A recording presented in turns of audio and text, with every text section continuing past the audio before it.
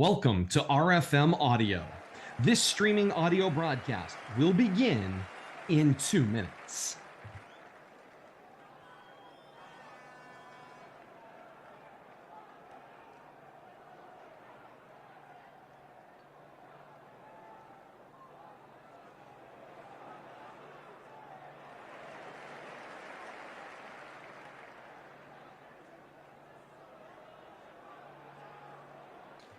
You are listening to RFM Audio on YouTube, Facebook Live, and Twitch. This broadcast will begin in 90 seconds.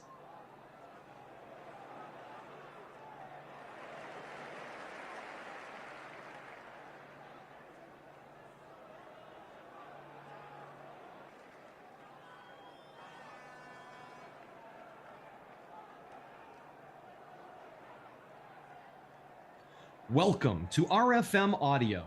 This streaming audio broadcast will begin in 1 minute.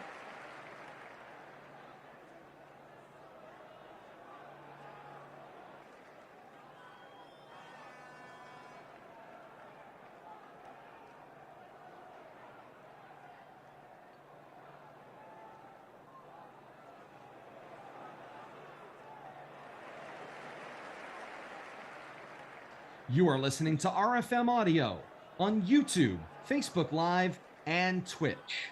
This broadcast will begin in 30 seconds.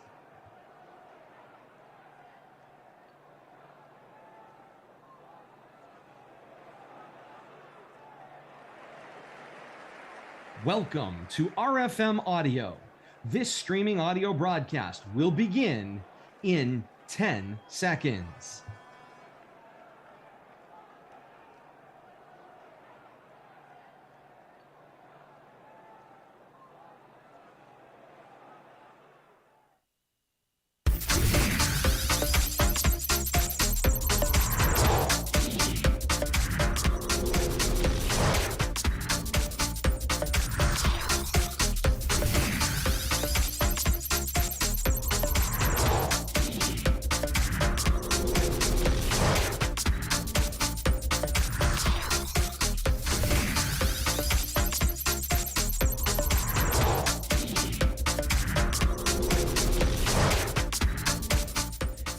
That sound means it's time for our countdown to kickoff here on RFM. Great to have you along with us on another Friday night, week 3 of high school football action here in central Massachusetts. And we're glad you found us on Facebook, YouTube, and Twitch.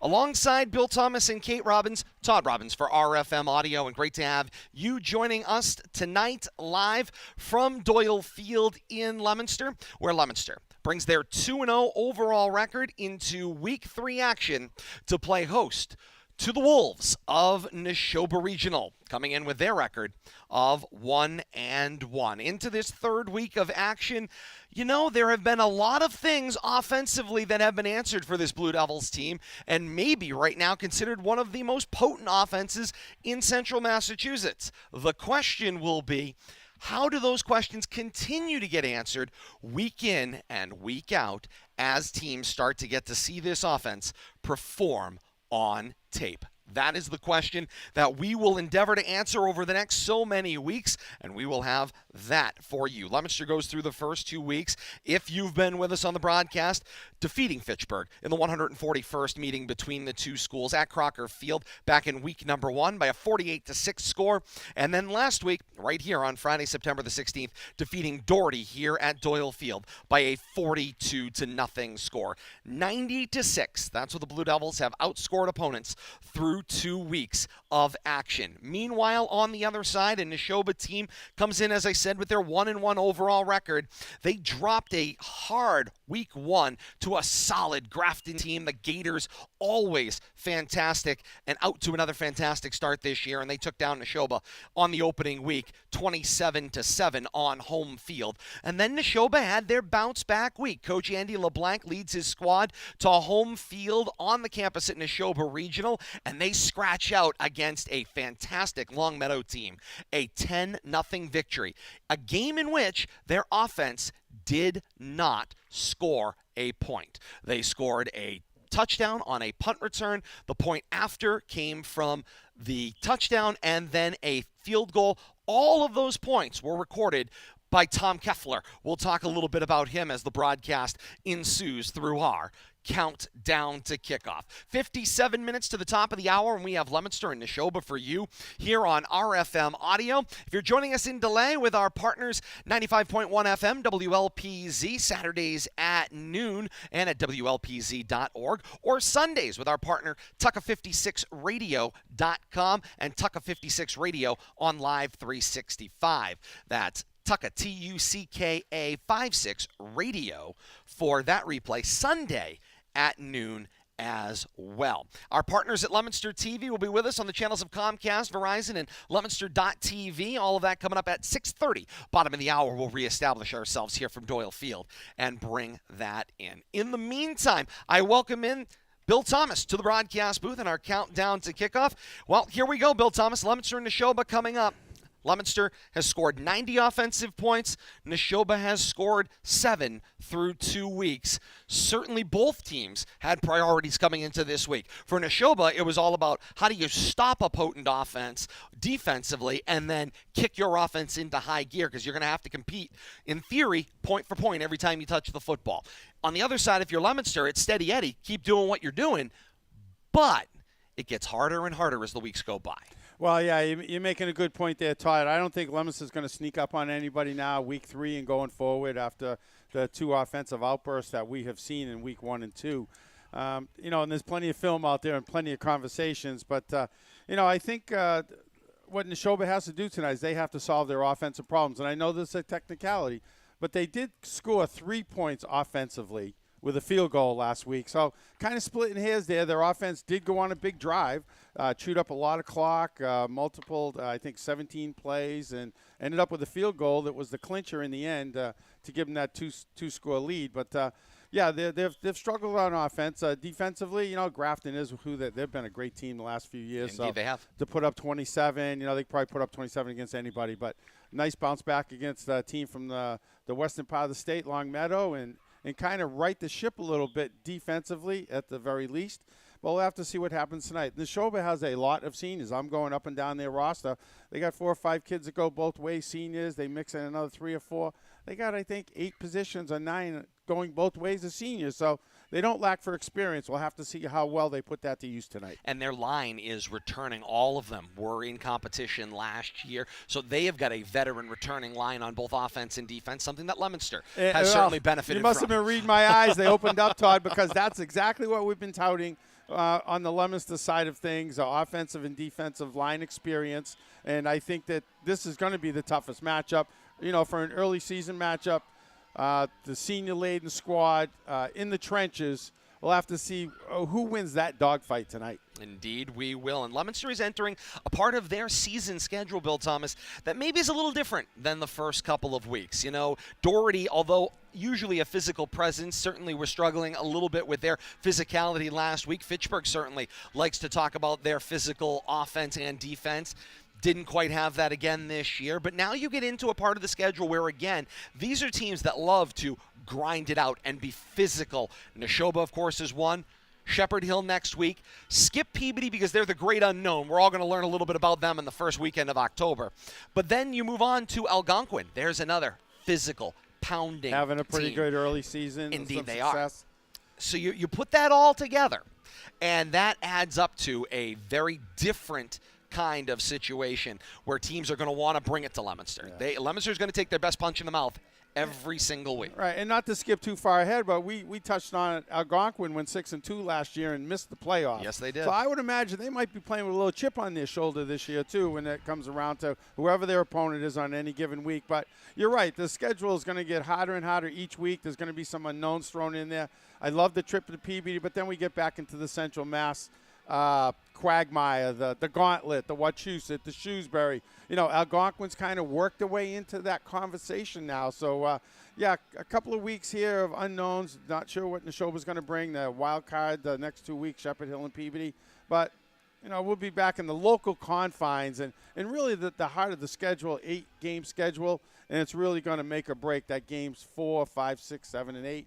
you've pretty much established who you are by then, and everybody else does too. So we'll have to see what that part of the schedule brings. No, and I've said that earlier today. I was talking to Dan Bolak, who's got the call on FATV of Shepherd Hill at Fitchburg tonight. And, we've traded, information. And I said, I really feel like we'll know where everything is going to shake out somewhere around week 5 of action. We'll have a pretty good idea of what the landscape looks like. As right now, through 2 weeks, it's a small sample size. We've got some information. We're going to have more as the weeks continue as well.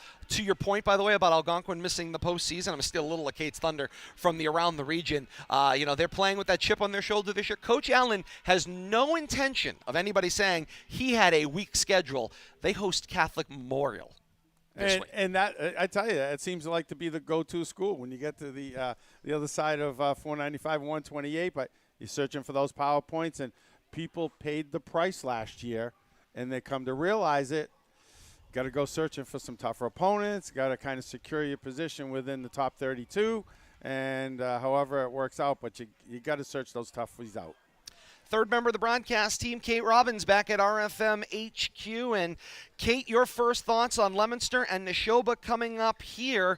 You've heard Billy and I kind of set the table on what we're looking at least in the early going here. And these have been two very different teams through the first couple of weeks. A couple of Nashoba numbers that stood out other than they didn't, other than the field goal, Bill Thomas pointed out, traditionally score any points with their offense. Long drive leading to the field goal to run out the game.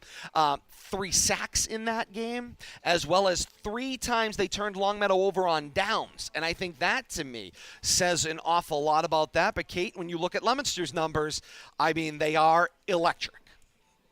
Well, they are electric. That is certainly true. The interesting thing about this matchup, it's changed so much, even within the last 5 or 6 years. I remember, just 5 or 6 years ago, us lamenting the fact that Leominster and Nashoba weren't in the same division, so they weren't able to play each other. And boy, wouldn't it be interesting if these two teams were to match up, because Nashoba had essentially been a powerhouse in north central Massachusetts. And so very interesting to see them in this spot. But one of the hallmarks of this Nashoba, now Wolves, formerly Chieftains team, oh, there's a quarter.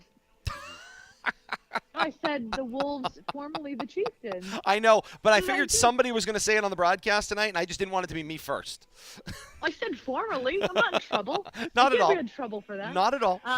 One of the hallmarks for this Nashoba Wolves team over the last few years has been their special teams. The fact that you can have a consistent place kicker being able to hit field goals, not just from, the teens, not just, 17, 20 yards away.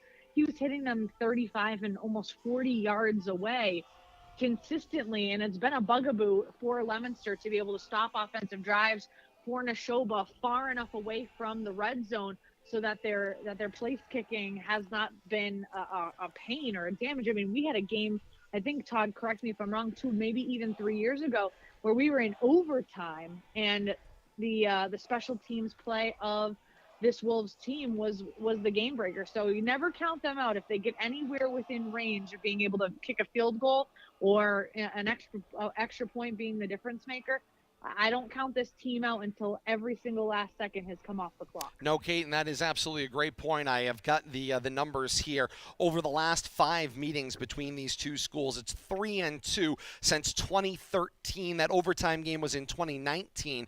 It was a Nashoba win, 17-14, before seemingly the world changed. Leominster has the most recent win in the series last fall at Nashoba as well. It was a 13-7 physical football game out at Nashoba last year. Nashoba's last win, as I said, 2019, 17-14 with the overtime field goal winner on the first possession of overtime. And then you go back to 2015. There was a 4-year gap between when they played, a 28-27 Nashoba win.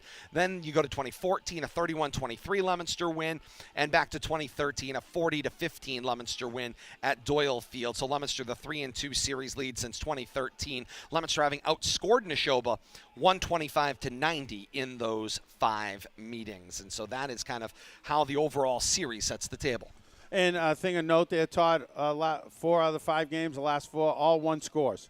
1 score and a 2-point, but all basically 1-score games. So, it's not over till the final whistle, the last 4 meetings between these two teams. And, I don't have it marked here, but I believe either the 2015 2015. I think that, no, it was the 2014 game. One of those games went to overtime as well. Leominster won on a big defensive stop at the tail end of that football game here at Doyle Field as well. So those are all. This has been a fantastic series. It is a great rivalry, and we look forward to continuing another chapter of that tonight coming up at the top of the hour.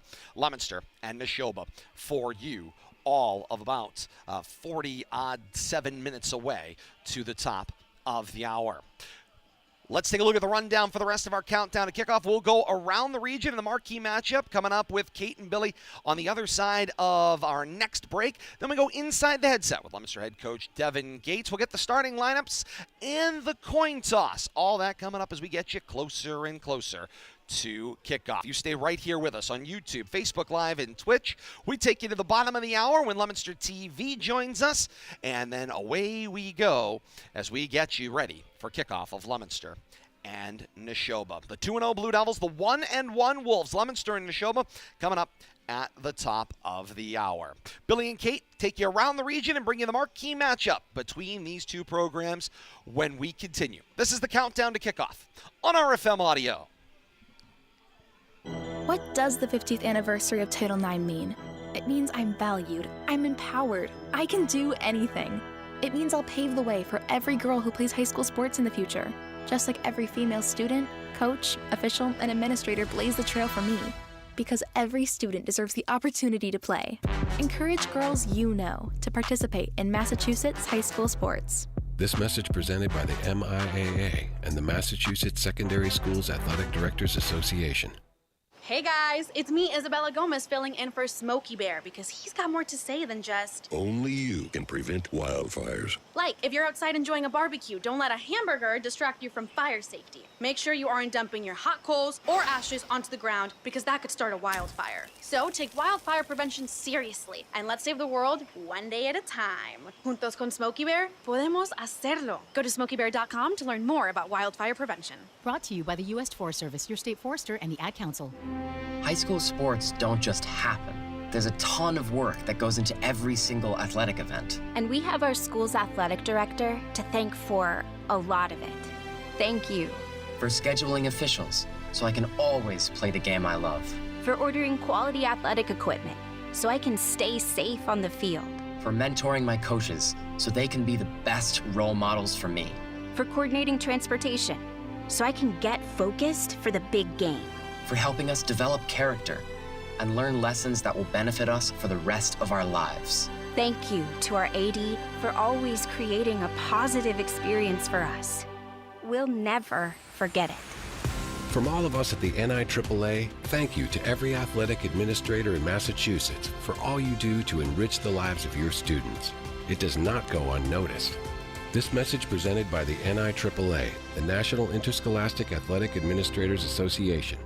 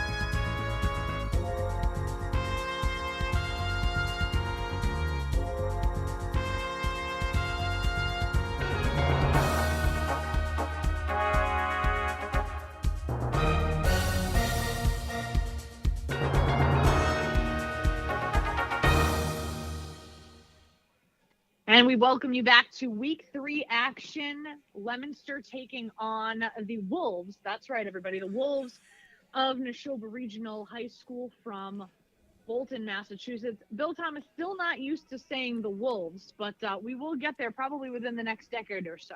Eventually, you know, we're all going to probably do it at least once tonight, Kate.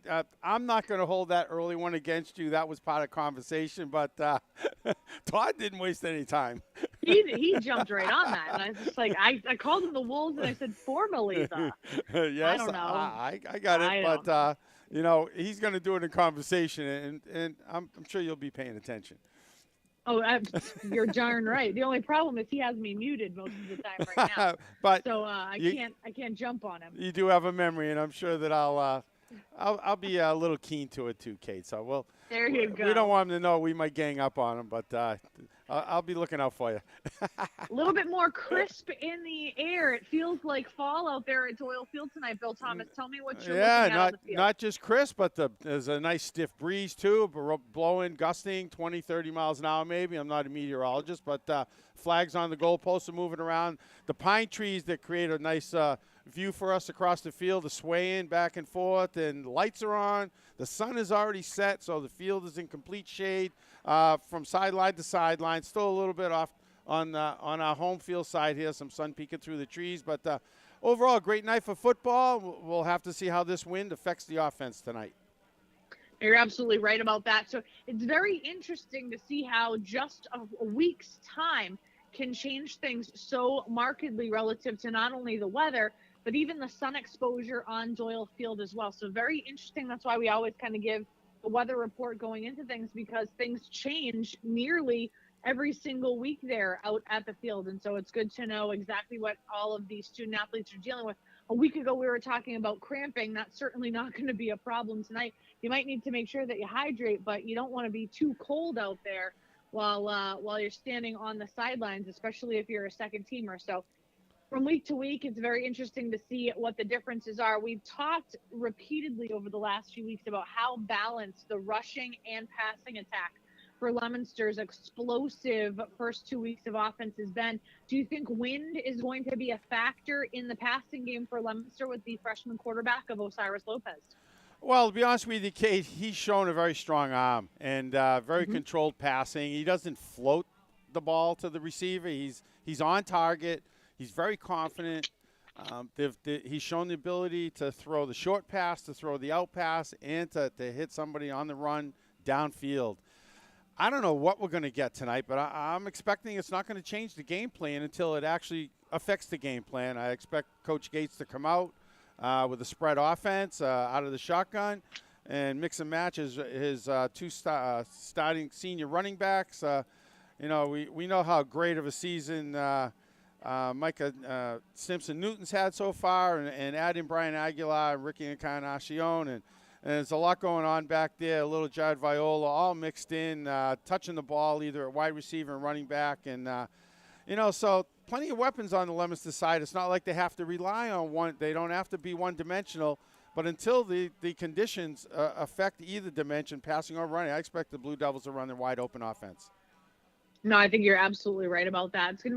It's been kind of interesting, and it's been kind of refreshing to be able to see just how dynamic Leominster's offensive attack has been able to be. So it's been a joy to see that, because if you're not able to have that dynamicism, pass versus run, if you're not exceptional in one area, then your offense just is not going to be able to go anywhere. So nice to see that dimension, that dynamicism from that. All right, Bill Thomas, let's get into the marquee matchup for tonight. So Todd's marquee matchup says the following: how will Nashoba choose to defend the electric Leominster offense? There are matchup problems all over the formation. If you double Caden Drinkwater, you leave Encarnacion Viola et al. In single coverage. If you double both Drinkwater and Encarnacion, there aren't enough players up front to stop the run, which exposes you to Makai Newton's wrath in the running game.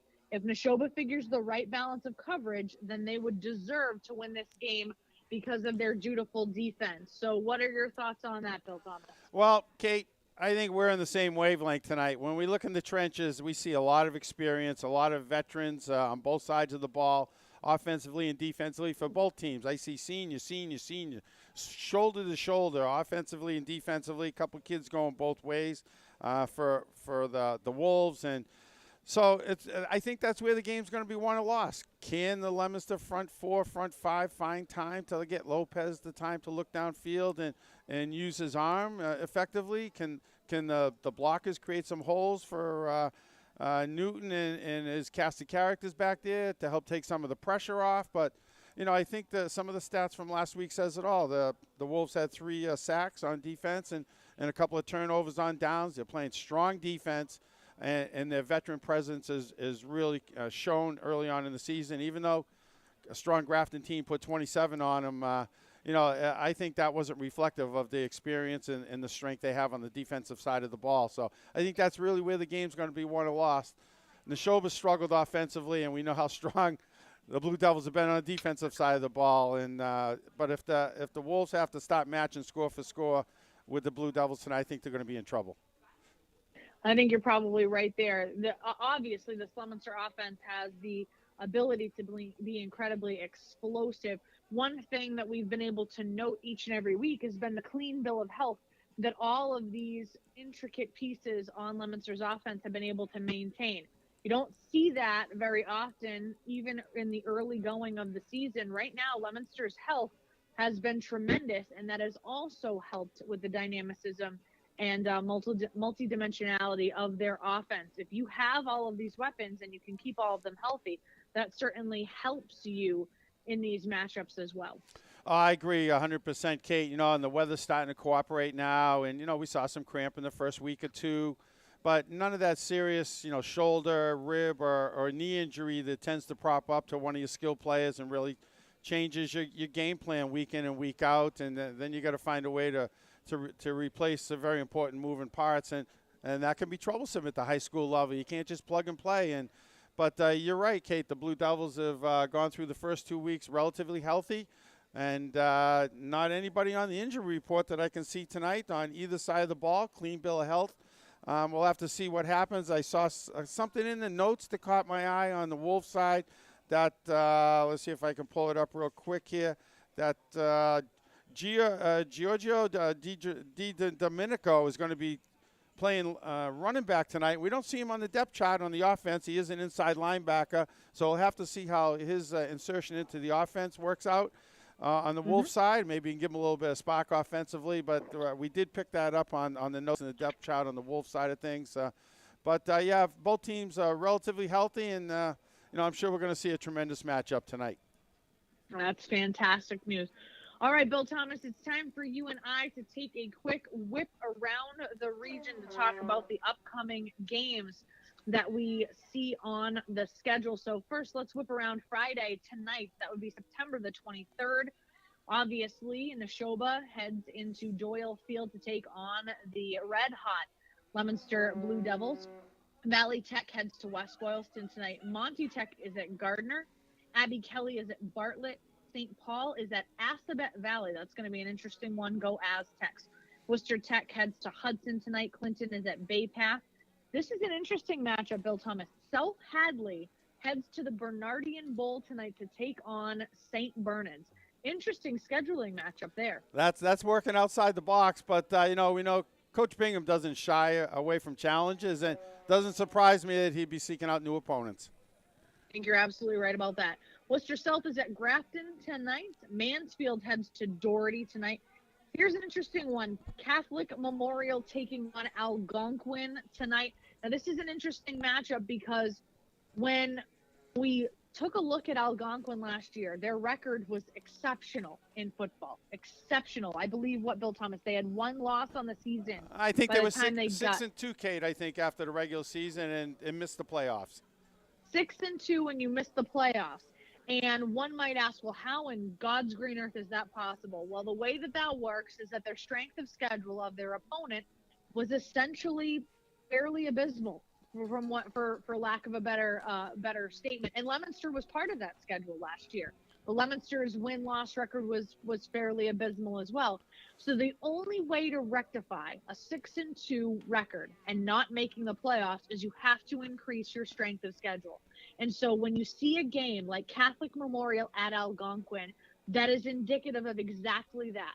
Okay, you are going out and you are trying to get the best football team that you can get, win or lose in this instance, and more than likely having a juggernaut like a Catholic Memorial going into Algonquin's facility tonight, you are likely not expecting a win. You're hoping for a win, but not expecting a win. But you are expecting that strength of schedule for your opponent to help you get into the playoffs later in the season. Oh, yeah, absolutely. And Todd and I touched on that earlier, that Algonquin's got to be playing with a chip on their shoulder after how they felt they were snubbed last year. But you're right. You can't say it was their own fault because you don't know year in and year out how your opponents are going to fare before the season. If you had a crystal ball, then, it would make everything so much easier. But, it's a great example. Franklin, comes and plays Wachusett. We're traveling down to Peabody in a couple of weeks. Algonquin's playing Catholic Memorial. And I mean, this is the new era of high school football, and it's really opened up some possibilities of some new rivalries. And, I hate to see traditional rivalries go by the board, and there's always going to be those 2 or 3 that each school is going to maintain. Even St. John's is still playing Shrewsbury, even though they don't have to now because they're searching for Catholic Conference PowerPoints. But I think that's the new reality that we're dealing with. We're going to see different opponents, new opponents, strange opponents, and maybe new rivalries created going forward. Well, you specifically mentioned that. Let's take a look at the next matchup. Minnechaug versus Wachusett. So this not an Eastern Mass powerhouse by any stretch of the imagination, but out of Western Mass in Minnechaug. And they have always been excellent in athletics. We hear their name quite a bit in the football season, but we also hear it throughout the rest of the seasons as well. So as you said, these new opponents coming in to play Central Mass teams, everything again tends to be about strength of schedule here. Well, yeah, it's strength of schedule, but once again, you got to hope that you're searching for PowerPoints pays off in the long run based on history, based on, how your opponents have fared, recently, what kind of, squad they have. And it's you rely so much on your opponents these days when you're talking about the power ranking systems that you can only hope that, you're good enough to beat the good teams, but they're good enough to beat the other teams. And that all balances out for you. I know, you're absolutely right. Shrewsbury is heading to Acton Boxborough tonight as well. We know that Shepherd Hill is on its way to Crocker Field for a 7 o'clock kick there. Marlborough heads to Oakmont tonight. Here's another interesting one, Bill Thomas. I've never even heard of this. Franklin County Tech heads to Groton Dunstable tonight. Franklin County Tech will take it. Auburn, I didn't know there was I knew there was a Franklin County, so okay. Auburn is going to Maynard. Quabbin heads to Littleton tonight. Millbury is at Kingsborough. Air Shirley heads to Lunenburg. Murdoch is at Wareham. Narragansett is at David Prouty. So those are the Friday slates. Quite a few Saturday games. We're getting to that homecoming time of year, so we have quite a few. So tomorrow, Saturday, the 24th, Central Catholic heads to St. John's in Shrewsbury in the Catholic Conference. That's a noontime kickoff. In the Dual Valley, Worcester North heads to Blackstone, Millville, Hopedale. Here's a 2:30 kick on a Saturday, Bill Thomas. Northbridge heads to Nipmuc to take on the Warriors. Very nice. I wish I was. I wish I didn't have prior plans. I might have found a way to get to that game. I thought you might. Burncoat heads to Sutton tomorrow as well. Hopkinton is at Westboro. Nauset takes on North Middlesex at North Middlesex tomorrow, pardon me. That's a 3 p.m. kick. And Oxford will be at Uxbridge as well. So quite the schedule. One of the things, like you talked about, Bill Thomas, kind of refreshing to see some new names on the schedule, see some new matchups. I mean, we're talking about names we've never, ever talked about in the past coming into this Central Mass area. So it certainly makes for a fun matchup. But at times, how do you even tell the strength of a schedule? How do you even get to a point where you can talk about quality wins and losses if you know really nothing about the opponent? Well, you're hitting the nail right on the head, Kate. You're hoping based on what you might have saw past performance the last year or two when you start looking forward for your schedule for the coming year, what the success possibilities are of your opponents and what your possibilities are of being successful against them. You got to balance all that out. It's not going to do you any good to play 7 or 8 tough opponents and go 1-7.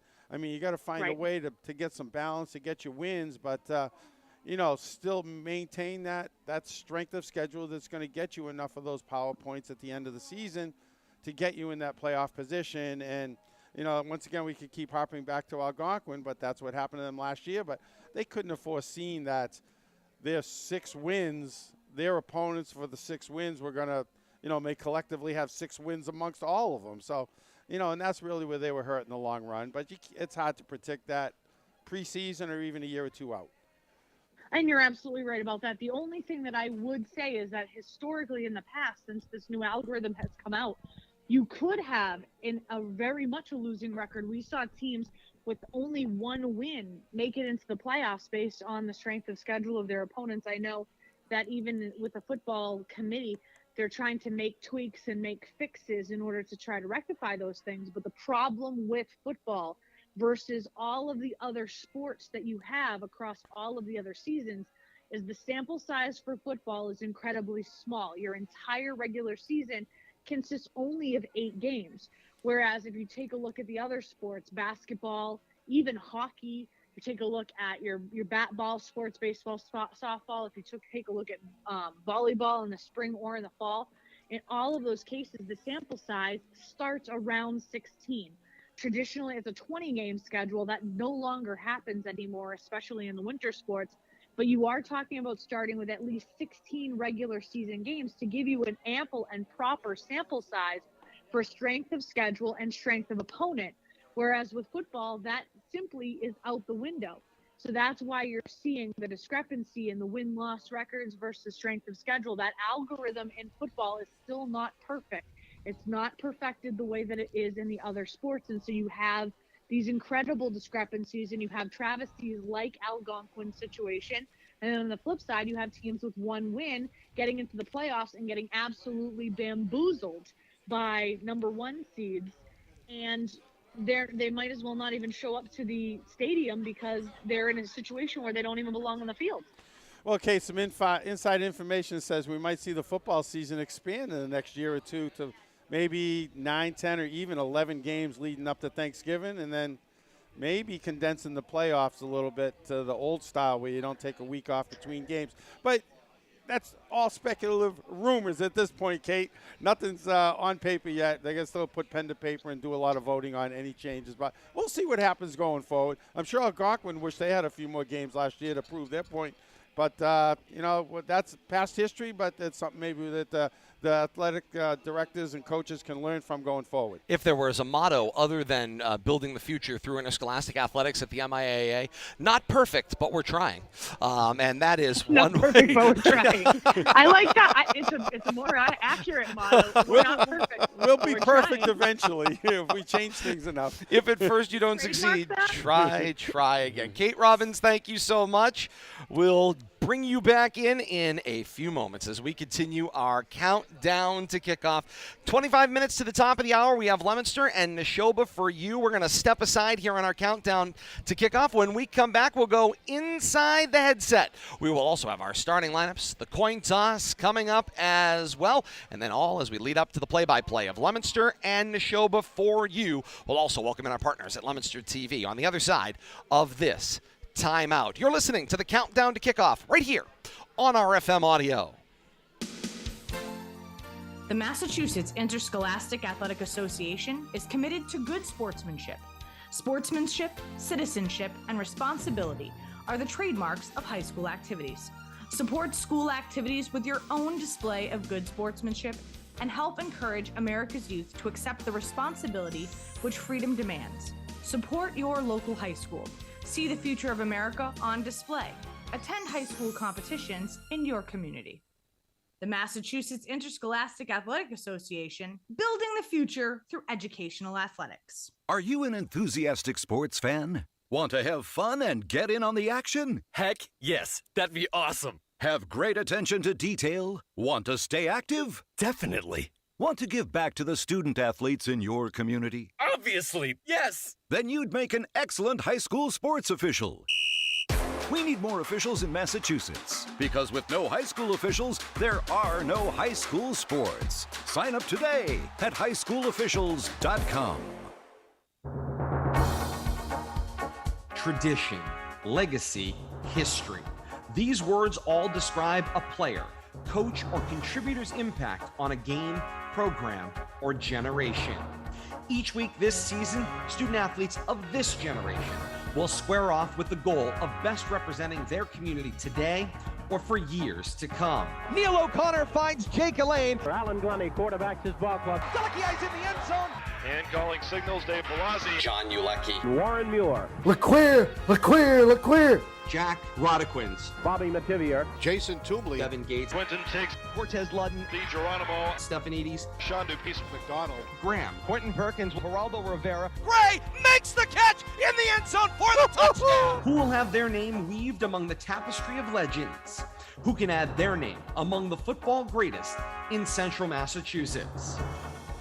You'll find out right here on RFM. Continuing a legacy and tradition of audio excellence established by generations of great play-by-play teams gone before. Yours truly, Tom Connery, Dave Spence, and Warren Muir. This is Joe White. With me this morning for the Stickney and Ron Lamar. Ed Coleman along with Joe DeCarolis and Mark Landon. This is Dave Clark along with Mike Flynn. I'm Dave Spence along with my partner Luke Connery. Todd Robbins alongside Ben Parker. Todd Robbins, Bill Thomas, Kate Robbins, and you. Great to have you along with us. Stories told through the words spun by legends. The stories continue to be described by the award-winning team of today. It's time for high school football with the award-winning team of Todd Robbins, Bill Thomas, and Kate Robbins. From historic Doyle Field in Leominster, we say good evening, everyone, and welcome to high school football here on RFM Audio and with our partners at Leominster TV. Great to have you along with us on another Friday night, September the 23rd, here at Doyle Field in Leominster, where the Blue Devils bring their 2-0 record and their 90 offensive points through 2 weeks to the just 6 they have allowed defensively into battle against the Wolves of Nashoba Regional. They bring a 1-1 overall record into Doyle Field tonight. Their most recent game, a win last week on home field against a strong Longmeadow program from Western Mass. A 10-0 victory, a game where Nashoba scored their points in different fashion. And by different, I mean not your usual conventional drive it down the field, put it in for a touchdown, kick the point after, and away you go. They run a punt back for a touchdown, they kick the point after, and then they follow that on up with a 3-point field goal to close out the football game by a 10-0 score. And all of those points scored by Tom Kufler, who we certainly will be keeping an eye on tonight, as he is a three-way player, a la a Ricky Encarnacion for Leominster. And that is something that we will keep our eyes on as we go along. Welcome once again to Doyle Field. Todd Robbins alongside Bill Thomas, Kate Robbins, Bradley Bedard for Leominster TV tonight. We'll bring you the sights and sounds here from Doyle Field as well. It's homecoming night here at historic Doyle Field, so you know that means longer halftime. That means performance by the marching band as well as the halftime presentation of the homecoming court. And we'll have those names that go along with your homecoming court, hopefully, as we get closer and closer to halftime here at Doyle Field. If not, we'll join public address announcer Dick Tucker when he makes the presentations down on the field and hopefully be able to pick up that coverage as we go along as well. If you're just joining us here on Leominster TV and you're wondering about this Leominster and Nashoba series, we were talking about it in the first half hour of our countdown to kickoff here on RFM. This is a series that everyone loves, and yet scheduling over the decades has caused issues because of size, strength of schedule, division, league, all of these various things that have over the years made it difficult for these two schools to routinely meet up year in and year out. So we'll track just the last 5 meetings between these two programs. Since 2013, Leominster leads the series 3 wins to 2 losses. The most recent, the game last year over at Nashoba, it was in this very same week 3, a 13-7 Leominster win. You go back for the most recent Nashoba win, you got to go to 2019, pre-COVID and pre-all the craziness that came associated with the 2020 and early parts of 2021 as well. It was a 17-14 Nashoba win on a field goal in overtime in 2019. And so that is where the series lands. Leominster has outscored Nashoba over these 5 games, 125-90 as well. And as we mentioned, Leominster has outscored their opponents through the first 2 weeks, 90-6. So certainly a matchup that we're looking for. We're getting word that Nashoba may be struggling a little bit, couple of injuries off and on. They may have some personnel shuffles throughout the night as well. There's a couple of COVID cases as well that may lead to some scratches. So we're keeping an eye on kind of where things progress with Coach Andy LeBlanc's squad. We may have some new names as the night progresses. But we'll see. It's the 2-0 Blue Devils, the 1-1 Wolves, as we get you ready here on our countdown to kickoff here on RFM and Leominster TV, and with our partners at Tucka 56 Radio and Tucka56radio.com and 95.1 FM WLPZ and WLPZ.org. All right, that's all the particulars and the setup that we need as we go inside the headset. Down on the field just moments ago, and went inside the headset with Leominster High School head coach Devin Gates, and boy, did we get blown around. If we look out to my right, radio right to left, the wind is blowing from the upper field of Doyle Field down that natural bowl and straight across and up over the hill onto Morton Street. If you look at the American flag that is on the top of the upper field, it is fully extended, wind whipping through it from a hard right to left or across the field from near sideline to far as you look at it. Let's go inside the headset, wind notwithstanding, with Leominster High School head coach Devin Gates. Down on a blustery Doyle Field as we go inside the headset with Leominster High School head coach Devin Gates. And coach, it's week 3 action. You and I were just saying before we went on the air tonight, the wind is whipping here at Doyle Field, maybe a little bit more than certainly I anticipated, but the rumor is it will forecast-wise kind of dissipate as the night goes on, and will make for a great night of high school football here at Doyle Field tonight.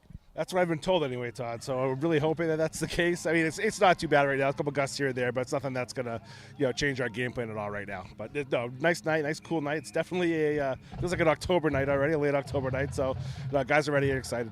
You know, it is homecoming here at Doyle Field tonight, and I always feel for both the players that get home to be out on the field themselves. They got to hang out of the locker room. They don't get to go back, and they're here as part of the ceremony. But then there's also the young ladies who get all dolled up and are in their dresses and are here, of course, for a fantastic night. And then you get a freezing cold night here at Doyle Field. Yeah, it'll be a little chilly, but I'm sure the kids, they're young and resilient, so I'm sure it won't bother them too much. This is, especially if you're a senior, this is the last time you get to do it. So, it's a small price to pay for great memories.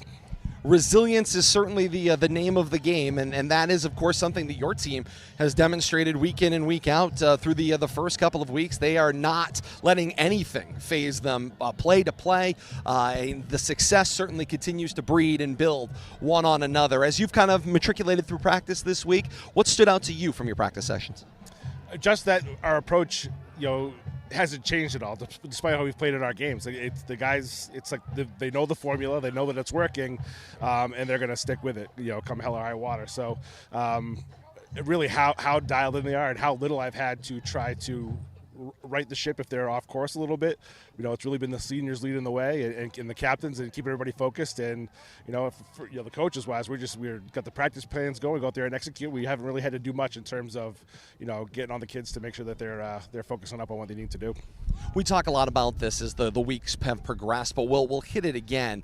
One of the things that you certainly have advantage-wise coming into tonight is depth of weapons. You just have such a litany of weapons, and of course we tend to talk about it on the offensive side of the ball, but you could argue it on the defensive side of the ball. You have a lot of weapons there as well that you're able to use and adjust tactically in order to snuff out what the opposing offense is trying to do. That is certainly advantage Leominster tonight. Yeah, we're really lucky right now to have a lot of depth on both sides of the ball. We can kind of mix things up with personnel packages, whether it be offense or defense, and get the best players out there for the matchups of the situation.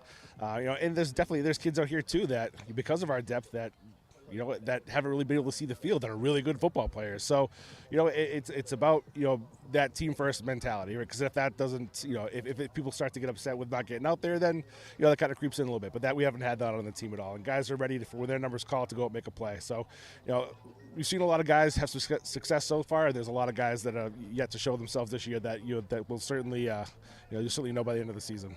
On the other side, of course, Nashoba is going to, they've now got a couple of weeks worth of video to see, to go through and kind of figure out what it's been about this Leominster offense that people have been so befuddled by as we now get into week 3 of action, and they have the ability to kind of game plan physically a little bit. Where do you expect that they're going to look to kind of push you guys on the offensive side of the ball? I think they're going to challenge our pass protection, really. I think they're going to try to put, some players in the box, whether it be 6, 7 guys in the box, bring some pressure, and try to disrupt the backfield and try to disrupt, Osiris from his throwing platform. I feel like that's got to be the prescription for success against us right now. So we'll see how that works out. They have some good players. They're definitely the most physical team we've faced so far. So we have a challenge in front of us. But I think we got the guys to be able to match up pretty well.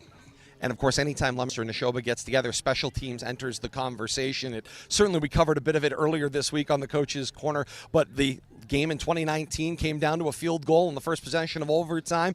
That says it all.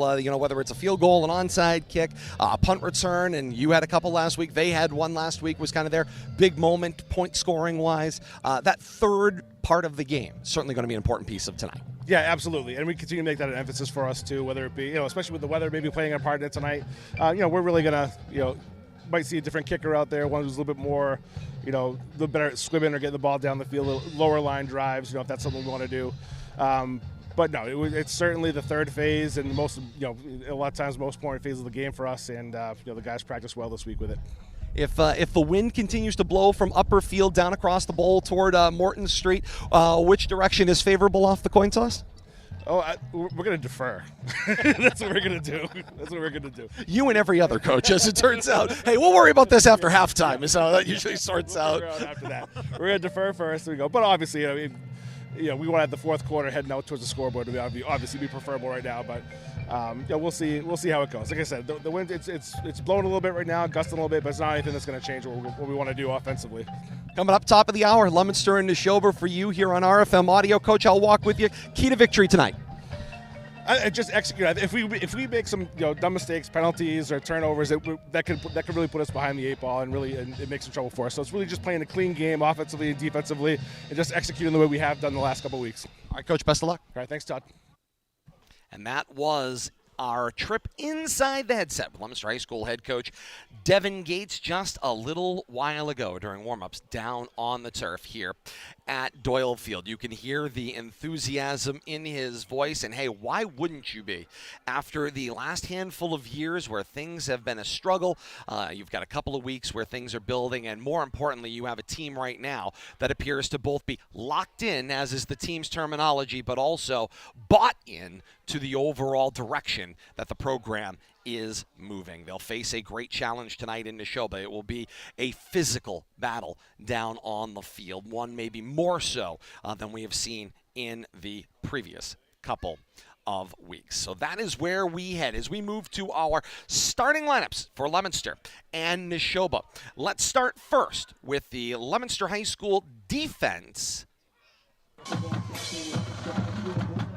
John Ascabi, 56, senior, D-end, captain. Giovanni Roman, 55, senior, defensive line. Logan Arcee, number 54, senior, D-tackle. Delmar Wright, number 52, senior, defensive line. Makai Simpson-Newton, number 2, senior, linebacker, captain. Xavier Cora, number 5, sophomore, linebacker. Joshua Cormier, 44, senior, linebacker. Brian Aguilar, number 1, senior, cornerback. Steven Diaz, 11, senior, cornerback. Jared Viola, number 3, senior, safety. Ricky Encarnacion, 0, senior, safety. And that Leominster defense will be matched up against Nashoba's multi-front offense. They're going to show some spread. They're going to show some old-fashioned eye. They're going to show some wingbacks. It is going to be a multiple front for Nashoba as they this season attempt to identify what is their best formation. Before we get to that Nashoba starting lineup, here come the Blue Devils as they come charging out of their tunnel, through the smoke and out onto the field from high right corner to lower left across the field here at Doyle Field tonight, led by Ricky Encarnacion, along with Makai Newton, Tony Kentel, and Josh Cormier charging out with the American flag as well. Starting lineup for Nashoba's multi-front offense looks like this. The left side protected by Aiden Carey and Matthew Curran, the tackle and guard respectively. Jason Ladd handles the snapping. The right side is where some question marks exist. Liam Kelly, physically the most imposing player on Nashoba's line, he'll be the right tackle. The right guard spot is going to be a committee. We will see who occupies that right tackle spot tonight. The running backs, Ben Sylvester and Aiden McLaughlin. The wide receivers, Thomas Kufler and Cameron Hill. Ciron Murphy will be the tight end, and Mike Guthrie is the quarterback. All right, here's Leominster's offense in their own voices.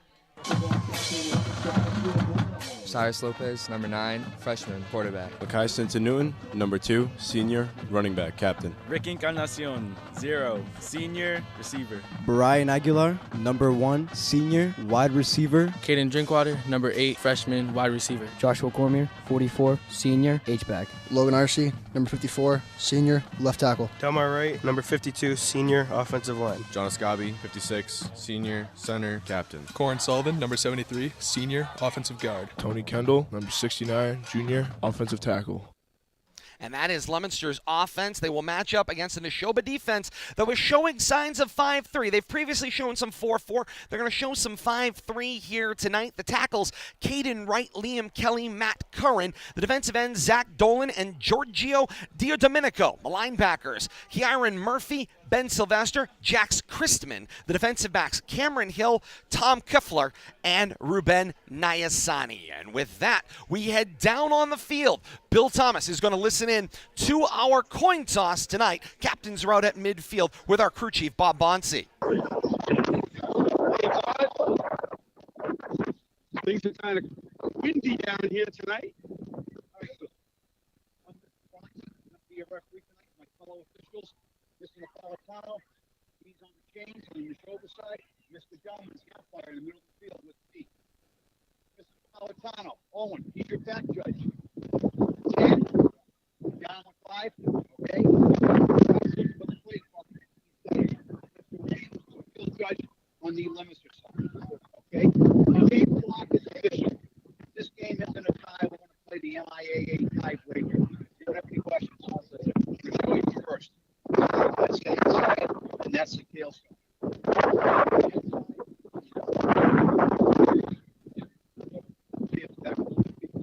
The voice you are hearing is crew chief Bob Bonsi. Bill Thomas is right down there with him. I see the coin has gone down, and Bill Thomas will have the results. White on the toss from the second half. You're going to receive.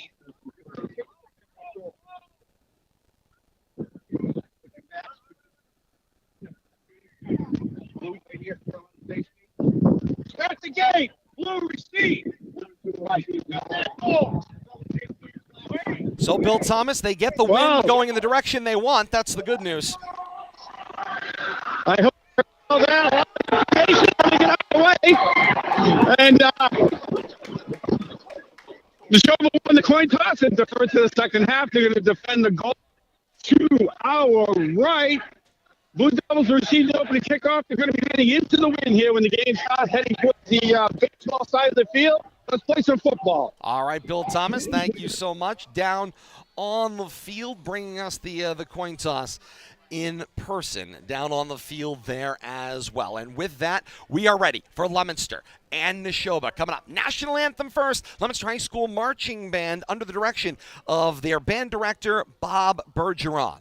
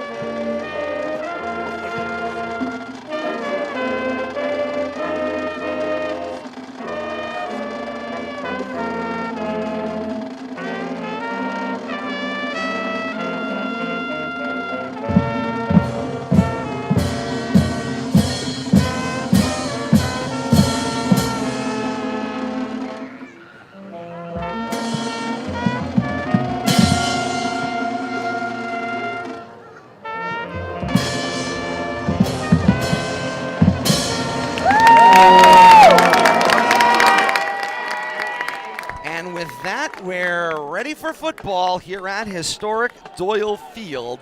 tonight. Todd Robbins with Bill Thomas, Kate Robbins, and you. Great to have you along with us wherever you're joining us from, whether it's youtube.com, Facebook Live, Twitch, Leominster TV on Comcast, Verizon, and Leominster.tv, or in delay with our partners, 95.1 FM WLPZ and WLPZ.org at noon on Saturdays, or Tucka 56 Radio, noon on Sundays, and Tucka56Radio.com. With that, it's Leominster and Nashoba, and we're ready for you. A 2-0 Blue Devil team riding high through the first 2 weeks of action. And offensively, defensively, special teams, it's all come up blue and white through 2 weeks. What does week 3 have in store? And how much, Bill Thomas, will the wind be the factor? Will be the question we will run into as we get ready for the play-by-play. I got to tell you, it's whipping down there. Todd had to break out the gloves and the winter hat. You are listening to Leominster High School football from RFM Audio on YouTube, Facebook Live, and Twitch. It's time for our signature play-by-play. Now with the call of the game, the voice of the Blue Devils, Todd Robbins. All right, Bill Thomas, thank you so much. Ball set down on the tee, 40-yard line at our right. Tom Keffler will be kicking from right to left with the wind whipping at his back. He swings the right leg. It is a line drive wobbling on that third axis. Will roll all the way down to the goal line. Will be returned by Ricky Encarnacion. He picks it up with a head of steam. He's got 30-yard line easily, then the 35, runs into some resistance and drives his legs forward toward the 40. He'll be stopped shy at around the 37-yard line. It'll be a Leominster first down and 10. They mark it at the 36, and Leominster will go left to right with the wind coming down off the upper field and across the playing surface from right to left into their face. And the wind is an understatement, Todd, up here in the cozy confines of our press box here at Doyle Field. We're comfortable, barely notice the wind, but down there on the field is blowing off the upper field, and Blue Devils are driving right into the teeth of it, this opening drive. And here comes the Leominster offense under the direction of the freshman Osiris Lopez. Shotgun set. 3 receivers in the formation, 2 bunch tight wide to the right. The handoff is for Newton. Newton cuts back in off the edge of the tackle, drives forward across the 40, churns his legs toward the 43-yard line. Looks like a gain of 8, second down and 2. Nice little opening run right there. Blue Devils start off on the ground, but I don't think they're going to stay in the ground much. Lopez been very successful through the air, and I don't think a little bit of wind's gonna change the offense, at least not early on here. Second down, 2 to go. Leominster snapping their own 43-yard line just inside of right hash. Shotgun set, 3 receivers in the formation, 2 wide to the left. Lopez blitzed right off, has to drive himself rolling to the right toward the sideline. He keeps the ball as he tried to direct traffic downfield and ends up running out of bounds with maybe a short loss on the play. Now they're going to give him, it looks like, no gain, maybe, Bill Thomas? Yeah, trying to see. They're not moving the stick much. Looks like the line of scrimmage is 37. We're going to loss of 1. We'll give him a sack on that. Loss of 2 when it's all said and done. To the 42-yard line, so it'll be third down, 4 to go. Leominster needs their own 46.5-yard line for a first down as the drive goes from left to right. Good job by Osiris there avoiding a sack. Would have been about a 10-yard loss. Made something out of nothing. Manageable here. Lopez comes out of the huddle. Shotgun set, 3 receivers in the formation, 2 wide left. Single one-on-one is Brian Aguilar, tight to the boundary right. 11:03, clock frozen as Lopez calls signals. On third down and 4. Back to pass, 3 steps, throws out to the boundary. Pass is caught by Aguilar. He eludes a defender, stays with it, drives across midfield, taken down at the Wolf 48-yard line, and it is a Leominster first down, and a great job, Bill Thomas. Get back to pass quickly, hit the back foot, and get the ball out. Yeah, nice spot pass right there. Nothing fancy, but 2 players on the same page right there. Move the chains, but get that first completion under your belt. Very, very, very confident-looking Lopez there, a quarterback. All the signals, all the mannerisms, no sign of panic right there. Play clock running down, and completes that pass for a first down. 10:45 and counting here in quarter 1. First offensive possession for either team. On first and 10 from the Wolf 48. The handoff inside, sniffed out immediately and dropped in the backfield. Braden Martin on the carry. He's going to lose 2, maybe 3. Ball back across midfield and down at around the 49.5-yard line of Leominster. Looked like Zach Dolan in there on the tackle, along with some help from Liam Kelly. And That goes for nothing. Actually, second, 12 and a half. Right there. Yeah. Second down, 12 and a half. Their own 49 and 1/2 inside of right hash. They need the 38-yard line of the Wolves for the first down. Shotgun set, 3 receivers out. Lopez, quick 3-step drop, throws. It's behind his intended receiver, Caden Drinkwater, and will hit the turf. Incomplete. Yeah, and that's something that the Wolves are going to be watching there. That quick hit or a corner safety man, corner man there, or a linebacker. I'm not sure which one. Dropped back in that lane and had a nice little line to that ball. Luckily, that wasn't picked off. And this is one of those concerns, Bill Thomas. The more things that get put on tape, clearly you can see Nashoba is increasing the pressure. Force this freshman quarterback to move or do something or adjust. And right now, it's certainly effective. Well, I think that's what they think their key to success is to pressure Lopez, try to use his inexperience against him. 3rd and 12, 4 receivers evenly split out of the gun. Lopez immediately rolls to the sideline. Hits Braden Martin coming out of the backfield. He drives his legs across the 45, leans down as he heads toward the 40. He's going to be short of the first down, but he does pick up quite a chunk. Gains back the negative yardage, plus a handful more. Call it a gain of maybe 12 on the, now make it 11 on the play. 4th down, 2 to go. Yeah, nice job by Martin there. They'll load his head. Not much of an opportunity to gain extra yards here, taking on 3 defenders, but nice job to make this into a manageable 4th down. Looks like the Blue Devils going to go for it here. Some signaling going in. Lopez getting the play. As the Leominster fans get behind their offense on 4th down here on the first possession of the game. 4th down and 3 to go officially. They need the Wolf 38. Back to pass, 4 receivers, floats high, passes caught by Drinkwater, regains his feet, gets him down on the ground. He's across the 35, still on his feet at the 30, and drives his way to the 25-yard line. Leominster's drive continues. It's a gain of 16 as Lopez went quick to Drinkwater. The pass was high. Drinkwater caught it. That could have been in trouble. Came down into open space and then drove his legs. Bill Thomas for the first. Yeah, and that's a product of being tall. And we talked about you can't coach tall, but you can really take advantage of it, and that paid off right there. But, you know, where Drinkwater caught that, it was not a first down. He had to fight his way beyond the first down marker and got some extra yards to boot. Officially a 1st and 10 for Leominster at the Wolf 27-yard line at left hash. Drive continues from left to right. Shotgun set, 4 receivers split evenly in the formation. Lopez back to pass, 5 steps with some time. He slides over to his right, looking end zone. He will now tuck the ball and run into the defense, driving his legs and spun down officially at the 20-yard line after a gain of 7. Nice job right there. Not trying to force something. Looked like he was going to let it fly, but thought better of it. Showing some experience well beyond his years, and you know, it's paying off here in this game already. Nice job by Lopez. Recognize, take what is there and move on for another play. 4 minutes and counting gone by here in quarter 1. A scoreless game here in week 3. Leominster and Nashoba. Leominster's offensive possession, the first of the night for either team, has chewed up almost 4.5 minutes of game clock. Officially a 2nd down and 4 to go. Snapping from the 21-yard line of the Wolves just inside of right hash. Encarnacion shifts in motion. The give is for Braden Martin. Martin finds room up the hash, splits the defense across the 2nd level, across the 10, 5, goal line. It's a 22-yard touchdown run for Braden Martin, and Leominster strikes first once again. And Braden didn't have to run over anybody. He outran him, found the seam, and there was no looking back. 7:27 to play in quarter 1. 3 weeks of action. Leominster has scored first in all 3 of their games through the first 3 weeks. And they got down the field with a balanced attack, mixing passing and running, effective in both disciplines, ends up with 6. Brian Aguilar holds for Dan Thompson, kicking into the wind toward the upper field. Snap, Aguilar bobbled it, got it down. Thompson kept his wits and drove it through.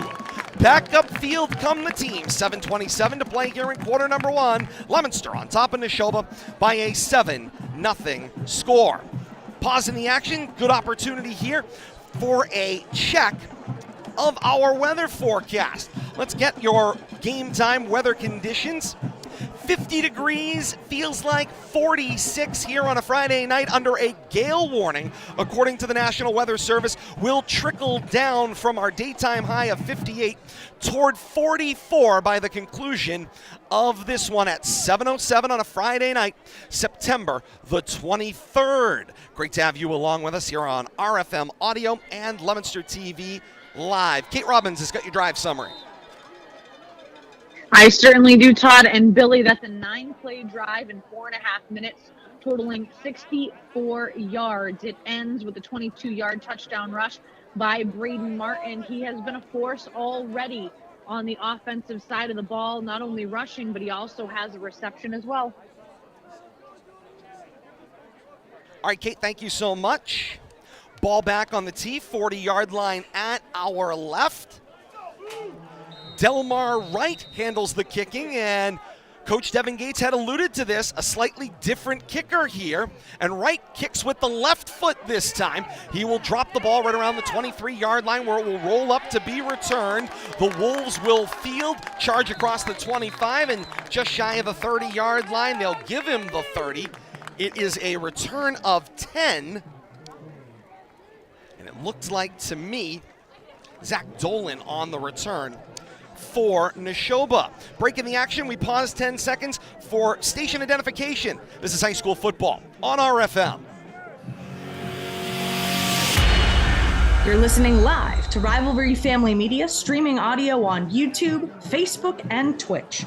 For those enjoying our encore presentation, you're listening to our partners, 95.1 FM, WLPZ Low Power FM, Leominster. No gain on first down for the Wolves. It was Gage McLaughlin on the carry. Maybe they give him just a little bit past the 30. It was 1st and 10. Nashoba at their own 30. Ball now at the 30.5 yard line. Give him half a yard. So we'll call it 2nd and a short 10. Give this time is for McLaughlin once again. He will bounce it to the outside right, lose what was gained, plus back across the 30 to the 29. It's a loss of 2, and it'll bring up a 3rd down and 12 to go.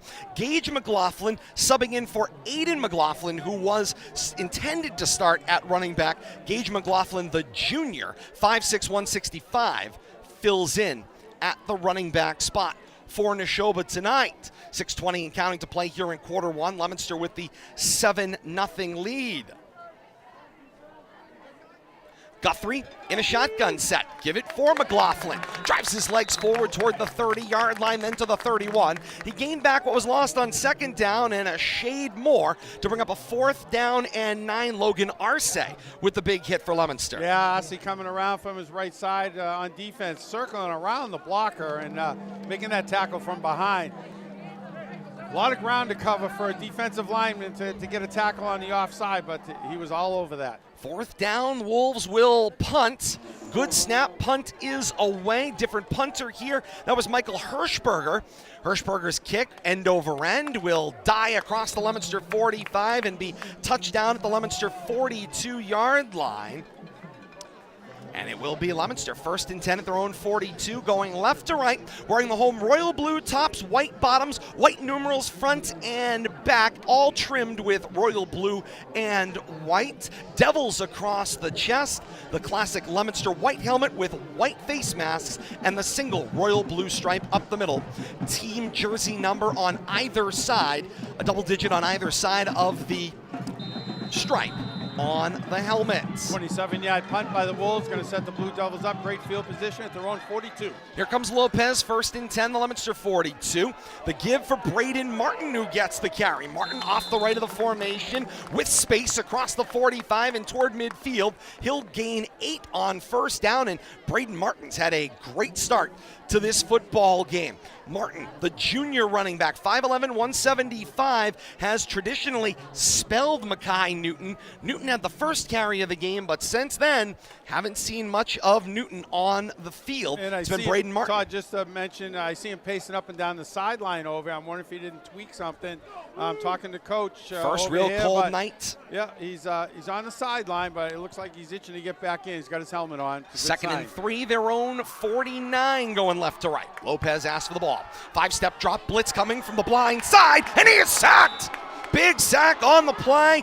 Giorgio Diadomenico comes from the blind side and wraps and takes down Lopez. Big loss on the play. Yeah, 3 sacks by the defense. You know, the Wolves defense has been playing great, even though they did give up 27 week 1. You know, week 1's always a wild card. But come back with that shutout last week, had 3 sacks and a couple of turnovers on down. So they've been showing up to play, and they showed it right there. Lopez got to put that ball away. He's lucky he didn't get that ball knocked out on that. He got spun around right there.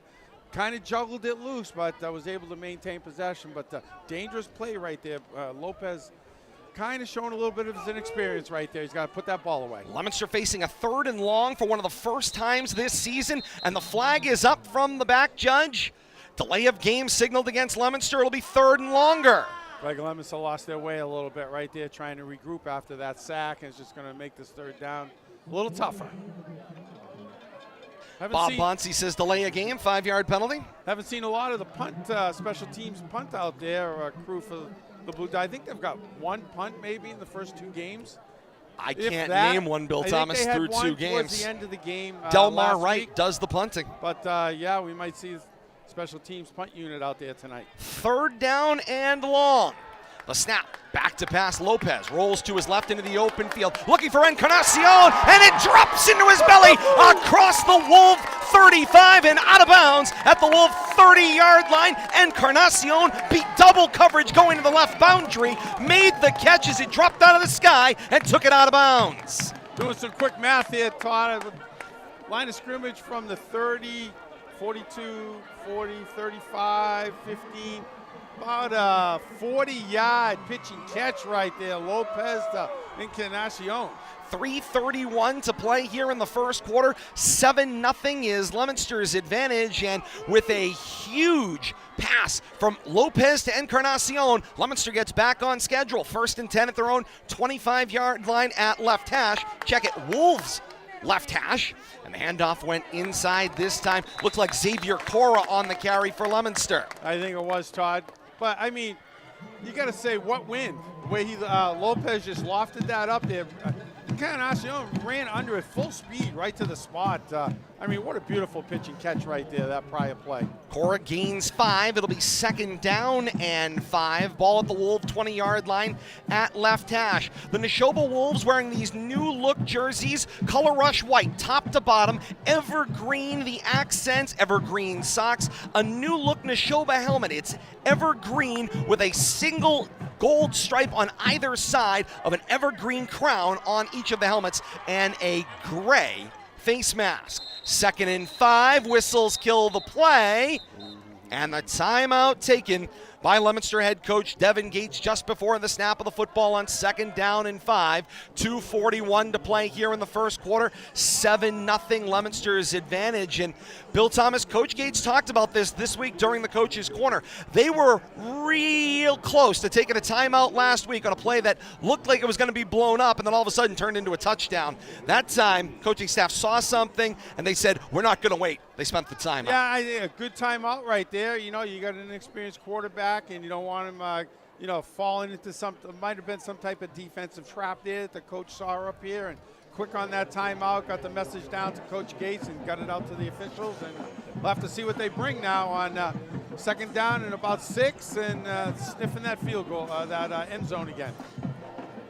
2nd down. Short 6, ball at the 20-yard line at left hash. Looked like they were going to run some kind of swing play out here to Encarnacion on the short side towards our side. Actually be the long side of the field, giving Encarnacion a lot of room to work, use his speed. Lopez in a shotgun set, 4 receivers. Encarnacion is in motion, and the left tackle, Logan Arce, stepped back, and then another flag went up from the wing official on the far side. He picked that one up quickly. It came late. Might have gotten stuck on his way trying to throw it because it was on his side of the field. He would have been the guy to flag. In case they review the tape, be like, why didn't you throw yours? I was stuck in my belt. I couldn't get it out of my belt. Looked like they were running that same play there. Had Zero in motion here, coming to the wide side. See And what they run Encarnacion left to right in motion, sets up trips to the right. Back to pass on 2nd and 10. Hits Encarnacion. Back judge sends a flag out toward the line. Encarnacion is across the Wolf 20 toward the 15-yard line. He's wrapped down on the play, and Mike Guthrie says this one's going back for the Wolves. Head coach Devin Gates is apoplectic on the near side of the field. And Bob Bonsi says, hang on, let me give you the signal. Personal foul, illegal blindside block signaled against Leominster. It is a new point of emphasis over the last couple of years. It's also a new signal in the repertoire as well. I was going to say, what is that, a little head-on? Illegal blindside block.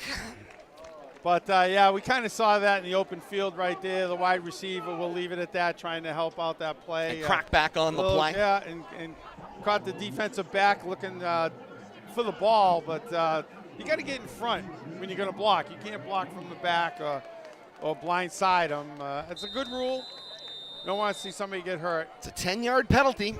It will set Leominster back across the Wolf 30 to the 35-yard line. This left-to-right drive is doing a lot of right-to-lefting on flags on back-to-back plays. 2nd and long, Lopez out of the gun, back to pass. Mackay Newton into the game, flips the little screen over a defender, got to Newton. He got his track moving, and he will take the ball across the 30 to about the 28-yard line, gains back some of what was lost on the penalty, but still setting up a 3rd down and long, 3rd and 13 from the Wolf 28-yard line at left hash. Yeah, crazy one-handed catch out there too by Newton, but found some positive yardage out of that, the manageable 3rd down. Coach Gates sends the play into Osiris Lopez at the 140 and counting mark here of the first. 7-0 Leominster's advantage. 3rd, 13. Ball at the 28 at left hash. Lopez scans the line with trips to his right, asks for the ball on the delay, calls his own number to the short side of the field, cross the 25, then the 20, cross the 20 and out of bounds at the 19-yard line. It will set up a 4th down, but a 4th down and about 4. And Bill Thomas, are you seeing a flag out? It is. Yeah, it's flag at the line. On the sideline, maybe some kind of blocking infraction. A lot going on over there at the end of that play. Face mask maybe, we'll have to see. Could be most anything. Here comes Bob Bonsi. Illegal block in the back signaled against Leominster. And that will set Leominster back once again. You know, Lopez over there fighting for everything, reversing field and stuff. And sometimes ready to throw a block. The defensive player reverses his direction a little bit and you're caught on the wrong side. Coach Devin Gates looks toward the sideline. He's trying to find somebody, and it's Dominic Swain. Swain gets sent in with a different package of personnel heading out onto the field on 3rd down and long. Ball back at the Wolf 30-yard line, still at left hash. Leominster needs the Wolf 15-yard line from left to right for a 1st down. Shotgun set, 3 receivers in the formation. 2 tight to the boundary left. Lopez back to pass, launches onto the one-on-one, downfield jump ball, and it is incomplete, nearly intercepted on the play. Jax Chrisman, the linebacker out in pass coverage, had his hands on it. Great job by Jared Viola, the receiver who was going to have that ball taken away from him, to crack back into the play, go on defense, and take the receiver down with the ball in his hands. Yeah, that was, you said it right, Todd. Jump ball, 50-50, but defense had the inside position right there. Viola had to turn himself into a defender. Blue Devils going to get another play here on 4th down. Looks like they might be going for it. 51 seconds with the clock stopped here in the first quarter on the incompletion. 7-0 Leominster's lead. 4th down, 15. They need the Wolf 15. Snapping from the Wolf 30-yard line at left hash. Empty backfield. 5 receivers out in the formation. Trips to the right side of the formation. Lopez asks for the ball. 3-step drop. Slant over the middle. Juggled. Back judge says incomplete. Steven Diaz was the intended receiver. It doesn't matter. It was short of the mark to gain. So it's a turnover on downs, and the ball will go back to Nashoba. 1st and 10. Their own 30-yard line going right to left. But feeling good. They've done something that most defenses have failed at doing, and that's force Leominster off the field. Absolutely, and get them off the field without surrendering points. And a good job by the Wolf defense right there. You know, they had a couple of 3-and-outs last week, and they brought that defense to play tonight for sure. Still trapped on the own side of the field. Not much success on offense, but see if they can't turn that around. Second offensive possession comes with 46 seconds left here in the first. Here comes Mike Guthrie, 1st and 10, his own 30, hard count. Whistles kill the play, and I believe a Blue Devil defender broke the neutral zone. It is an offside signaled against Leominster. It'll be a 5-yard penalty, and all of a sudden, flags are going against the Blue Devils tonight at an alarming rate. Also something we haven't seen. Yeah, we haven't seen a lot of penalties against the Blue Devils. Been playing very disciplined, but little edgy, little different opponent tonight. Bill Thomas, we much go closer first quarter than they played the last couple of weeks. We go to our movie archive. You know, we go to the Keanu Reeves classic, The Replacements. What are you afraid of on a football field? The answer is not bees, as flags kill the play. It's quicksand, Bill Thomas. And right now, quicksand seems to be a problem. Both teams seem to be stuck in it right now. Nobody's really doing much of anything. A couple of quick offensive spurts mid-quarter there by the Blue Devils, but they got mired down here on the Wolves side of the field. 5-yard penalty goes against the Wolves. We'll mark them back to their own 30. We still have not snapped a first down play. 4 plays in a row, I think we've had yellow laundry out on the field. Looking like week 1 action all of a sudden here in week 3. 1st and 10 from their own 30 at right hash. Guthrie with the option out to the right into the boundary and out of bounds. It's a short gain on the play. It was Kufler with the run, angled out toward the right sideline, gains maybe a yard on the play. I'm trying to see if they even give him a yard, but Blue Devil there off the right side, left side of the line. I'm trying to see who it was. 64, I think, was right in the middle of that pitch. Almost had the pitch in the air. Henry Mate shedding the blocker and almost in on that play. And that option play is going to be how we bring the first quarter to an end as the Wolves head over to Coach Andy LeBlanc. Final ticks come off the board here in quarter number 1. It's Leominster 7, Nashoba nothing. All of a sudden, we've come back to earth with all of the lofty things we've seen through the first 3 weeks here on RFM, Leominster TV, and with our partners at WLPZ 95.1 FM and Tucka 56 Radio. Through one quarter, Kate, I imagine, as you are back at RFM HQ, the numbers are a little more earthbound as well. Oh, you can certainly say that again. The number that is absolutely jumping off the page right now, as you said, have been the penalties against Leominster, especially in that second drive. They had an 8-play drive, but 4 penalties against them in that drive alone. They've got 20 yards in penalties. So the overall penalty total, not astronomical, but it's a drive killer, however you slice it and dice it. And right now, that's been the only bugaboo for Leominster, has been the laundry on the field. Thank you so much, Kate. As the team's change ends, Leominster will go right to left in the second quarter. That means Nashoba goes left to right, and they will have the wind coming into their face here in quarter number 2, chasing Leominster's 7-0 lead. Blue Devils did a good job managing the win there. Got some points on the board. Have to see what the second quarter brings. 2nd and 9, their own 31. The give is for Kufler. He will take the ball out to the right. Left, working laterally across the 30, may have leaned forward back to the 31. They're going to give him a yard more, give him a gain of 2 on the play, and it'll be 3rd and 7. And that last yard was with Ricky Encarnacion on his back, taking him down. Nice job out there protecting that defensive right side that he's in charge of and stopping that before he can turn the corner. Kufler beat Longmeadow last week. He returned the punt for the 6. He kicked the point after, and then he turned around and kicked the field goal to end the football game. He accounted for all 10 points. Guthrie back to pass, floats long into the second level. It is incomplete. The tight end, Murphy, was the intended target. Encarnacion in on defense there, roaming all the way across the field from his safety position. And it'll bring up a 4th down and 7. Ball at their own 33-yard line at left hash. And Coach LeBlanc's going to make some personnel changes. Punt formation coming up here. Looks like Declan McKillop, the backup quarterback in punt formation. Stands at his own 21, and it is blocked! The Leominster rush gets in there, and there is a block. Keegan Armashinga, the first Blue Devil on the scene, might have got a little help, but it is a blocked punt, and Leominster takes over with great field position. John Ascabi in there as well with the push up front, Bill Thomas. I think he had the recovery, Todd, and all said and done, he ended up on top of that football. And it'll be 1st and 10 for Leominster after the blocked punt at the Wolf 27-yard line at right hash, going right to left with the wind at their back here in the second quarter. Here comes Osiris Lopez in a shotgun set, 4 receivers in the formation, trips wide left and quickly whistles kill the play, and Nashoba spends a timeout. Saw something they didn't like there. Looks like Blue Devils were going for a quick hitter. 11:09 to play here in the second quarter, and the timeout spent by Coach Andy LeBlanc.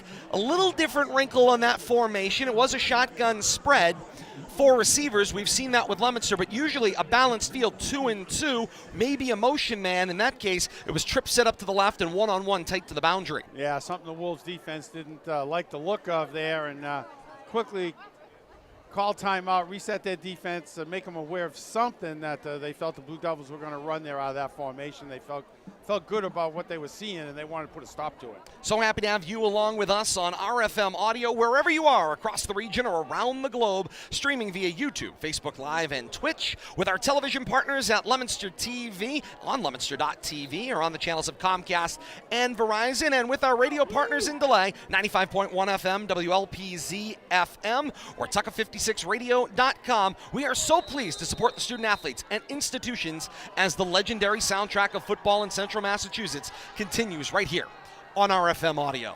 On first down out of the timeout, Lopez bootlegs to his left.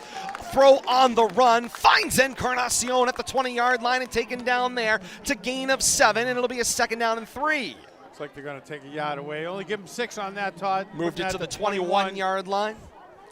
At left hash, so 2nd down, 4 to go. They need to move the football to the Nashoba 17 for a 1st down. 10:40 and counting here in quarter number 2. Leominster going right to left. Encarnacion and Martin in the backfield with Lopez in a 2-back set. 3 receivers in the formation, 2 wide right. Double fake, then the give on the delay to Martin. And Martin leans forward maybe to that 20-yard line, maybe gains half to a yard, and it'll be 3rd down and a little bit shorter. Yeah, a little different look there with Ricky in the backfield. Usually he's in the slot or spread out wide, but mixing and matching these offensive formations, giving the Wolves a little different look. Shotgun set, 3 receivers in the formation, 2 backs in the backfield once again. Double fake, 3 defenders. Lopez rolls right, throws underneath, finds Encarnacion, who gets a block, cuts across the 10, sideline at the 5, into the end zone for a Blue Devil touchdown. An about the 18-yard touchdown strike. Give him a 20-yarder right there, pitch and catch. Nice job. Running a different play, out of the same formation, out of the same set. Completely different look off the snap of the ball. Nice job offense. And Encarnacion ran that shallow drag route. Bill Thomas went to the left, drags across the formation, ends up to the right, and Lopez bought enough time to find him on the run. He's got enough speed in his legs to outrun those defensive linemen. Once he turns that corner, gets faced back downfield, picks out his receiver and hits him on the run. Nice job. Aguilar holds for Thompson, kicking with the wind at his back toward Morton Street. The ball is down, the kick is up and through, and back up the field come the teams. 9:53 to play here in the second quarter. Leominster doubles their lead. It's Leominster 14 and Nashoba nothing. Kate, you're back at HQ and you've got a drive summary. I have a drive summary for both of you. Yes, obviously highlighted by that 20-yard touchdown reception to Encarnacion, but the drive itself, 3 plays covering 1 minute, 27 total yards, and again, that 20-yard touchdown reception is the highlight to that drive. Encarnacion was all over the Wolves on defense in that prior series, led to that blocked punt. He gets paid off with a 20-yard touchdown reception. Coming out of the backfield, no less, Bill Thomas, which is, again, something we've seen a little bit here and there. And, again, it's the weapons thing. Right. And you can move your weapons around. It becomes a shell game. Not really a screen pass, but you wait for those linebackers to clear out with worried about the wide receivers crossing. And Nobody within 5 yards of Ricky, and he did a good job putting it away and headed for the corner. How many of them can you follow? That's the question. Delmar right on the approach with the kick with the right foot this time. Pulls it toward the left sideline, and it crosses. The flags are out. That's a legal procedure against the kicking team. Have to see what the Wolves decide to do here. I think they could take it. Is it the 35, Todd? They penalize from Or the they could spot. take the penalty and go with the re-kick. Go for a re-kick. Trying to see where they're going to place the ball here. I think you're going to put it on 35. Going to be the line of scrimmage. Wolves are going to take the ball right there on that out of bounds penalty off the kickoff. And so it'll be 1st and 10. Ball at the Wolf 35 at left hash. Guthrie in a shotgun set. 3 receivers tight to the boundary. Now a man shifts in motion. Will set up as a block coming out of the backfield. Quick handoff across the 35 down to the 37-yard line. Nice run on the play there. Giorgio Diodomenico on the carry. Josh Cormier in on the tackle. Nice job playing a linebacker spot tonight. Looks like an inside linebacker. Guthrie gets the signal, now comes back to his team. They check the play sheet, and it's a shotgun set. 2 receivers left of the formation. Give it again to Diodomenico. The defense sought it. Xavier Cora, the blitzing linebacker. In and down he goes. Where do I go? I got nowhere to go. The Cora made sure of that. Nice job right there off the edge. 9:05 and counting here in the second quarter. 14-0 Leominster's lead, and the defense continues to hold strong. You know, we talk about senior. Might be worth mentioning, Cora's only a sophomore. That is correct. 3rd down and 8. They need their own 45 for a reset of the sticks. Man checks in motion for Guthrie. It's Kufler. They fake the give to him. Guthrie's back to pass. Got a little time. Now he rolls out toward the boundary, and he will just chuck that one past the line of scrimmage. He brought Logan Arce, the defensive tackle, on the run with him all the way to the sideline and finally said, okay, there's nobody there. Coverage sack. That one gets thrown out of play. No outrunning him. There was no turning that corner, Todd. Nope, not going there. And so it brings up a 4th down and 8. Ball at their own 37-yard line at left hash. Punt formation here. McKillop stands back at his own 26-yard line to punt. He'll be punting into the wind. Good snap. Just got the kick away. Armashinga was with the pressure once again. Ball checks up almost immediately at the Blue Devil 35. Rolls across to the 34.5 yard line. And that's where Leominster gets the football. 1st and 10. Their own 34.5 going right to left.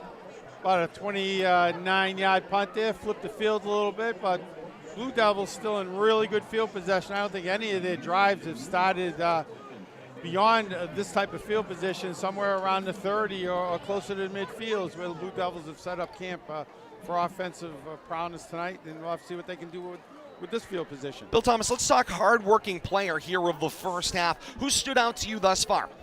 Well, I tell you, Lopez is playing a great game with the field conditions and facing a tough defense.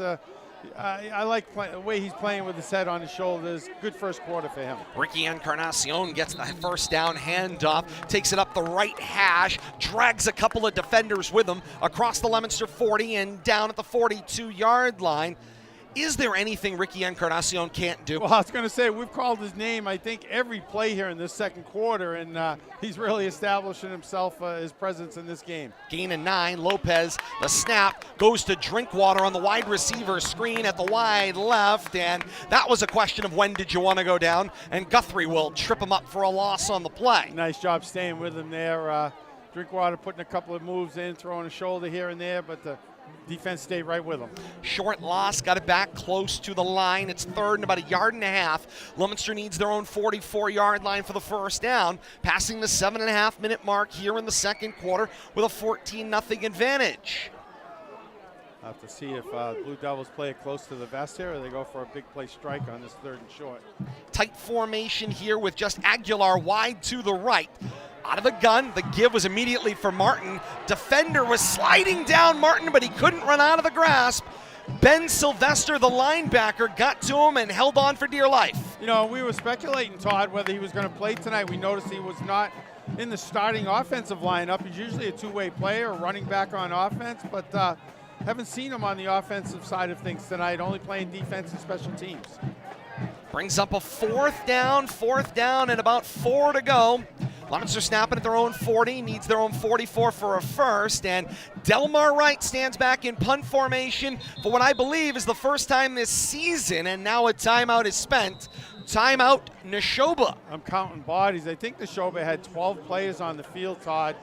They were going to get called for too many men on the field right there. Would have been a Leominster first down. So Coach LeBlanc spends the timeout to avoid any flags. 6:35 to play here in the second quarter. Leominster facing a 4th down and 4 at their own 40-yard line, needing their own 44 and looking like they're in punt formation. And it looks like that they might be changing their mind right here, Todd. Yeah, there was a personnel change there. And we'll have to see. I'm looking for Lopez here on the sideline. I think he's out there in that huddle.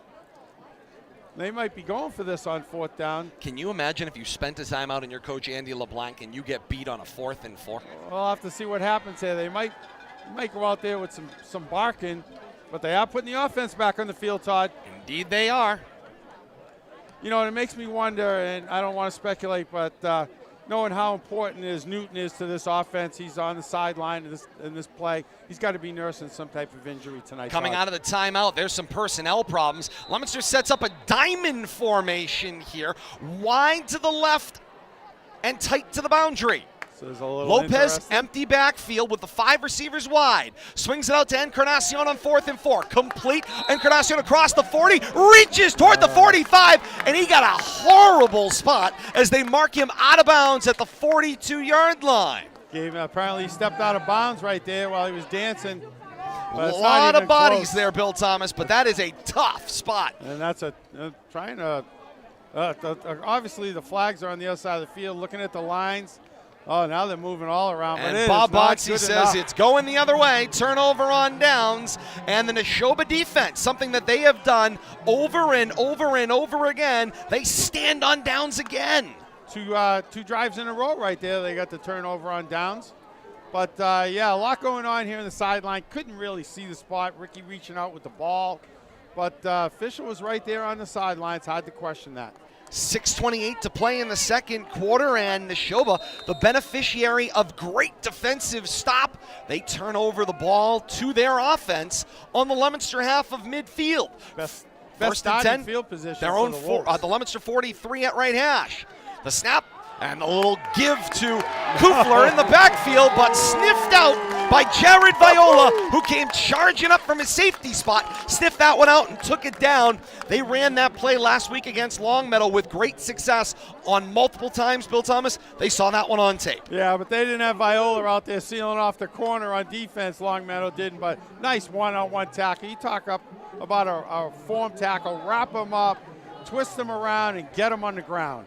And in the open field. Open field, one-on-one, pure tackle right there, pure tackle, no help. 2nd down and 15, ball back at the Leominster 47-yard line. The give this time is for Sylvester, gets a head start, and there is a collision. Saw heads and bodies, everyone gets locked up on the play. Keegan Armashinga, who had the punt block earlier, came up and made first contact with Sylvester, now out on both sides of the football, Bill Thomas. Keenan playing a linebacker spot. First one to the ball, got a little bit of help, no gain. Big 3rd down play here for the Wolves. This best starting field position is not turning out so good for them. Going in the wrong direction. Drive going left to right's been doing more right than left. 3rd down and long, now 3rd and 14. Guthrie with the shotgun snap, in traffic, rolls left and throws, an open receiver and in and out of the hands, incomplete. It was Kufler again who could not reel it in. Yeah, a lot going on right there, and Guthrie under a lot of pressure, in traffic, close to crossing the line of scrimmage right there, found a way to get the ball downfield. A little long for his intended receiver, Kufler. Defensive success turns into offensive futility for the Wolves. 4th down and long at the Leominster 47-yard line. McKellop stands in punt formation at the Wolf 41. Knee-high snap fielded by McCullough. Got the foot into it. It's wobbling in a Leominster direction. It will hit the ground and be tapped down at the 37-yard line. Bill Thomas, you saw that one get grabbed by the wind and was going in a negative direction. Yeah, and that only ends up with a 10-yard net. Going to set the Blue Devils up in pretty good field position, about their own 38, 39-yard line. Tonight's broadcast of high school football on RFM Audio is rebroadcast via our partners at 95.1 FM, WLPZ, LPFM. Set your dial to 95.1 FM for a weekly encore presentation of tonight's complete broadcast beginning each Saturday at noon. And while you're there, enjoy the great information, education, and entertainment for members of the community by members of the community on Leominster's owned and operated 95.1 FM WLPZ. On 1st and 10, Lopez back to pass, slant coming out of the left. It's Encarnacion across midfield, now into the open field. Cuts back to the left, across the hash, then to the numbers. Slowed up a little bit. The rest of the defense will clean it up, but Encarnacion with a Lopez pitch and catch advances the ball to the Wolf 24-yard line on a gain of 38. Tough hit right there at the end, too. Looks like almost looked like a headshot, but no flag. Ricky did a good job holding on to that ball, spinning for extra yards. Nice senior move right there. Securing that ball and fighting for everything he can get. 4:20 and counting to play before halftime. 14-0 Leominster's advantage, and on a drive. 1st and 10 at the Wolf 24, going right to left. High snap fielded by Lopez. Give it to Braden Martin. Takes it right up the hash. Cross the 25 and toward the 23-yard line. Gains 3. 2nd down and 7. And that's a generous 3, Todd. Let's take him one way at the spot. Not a very good spot, but only giving him 2. 2nd down and 8 to go. They mark the ball at the 23-yard line. Now they took another one away. It's a 2nd and 9. That stick keeps moving back, as the case may be. We can say officially, he ends up with a yard when it's all said and done, Kate. The nose of the ball is at the 23-yard line at left hash. Shotgun spread, 3 receivers in the formation.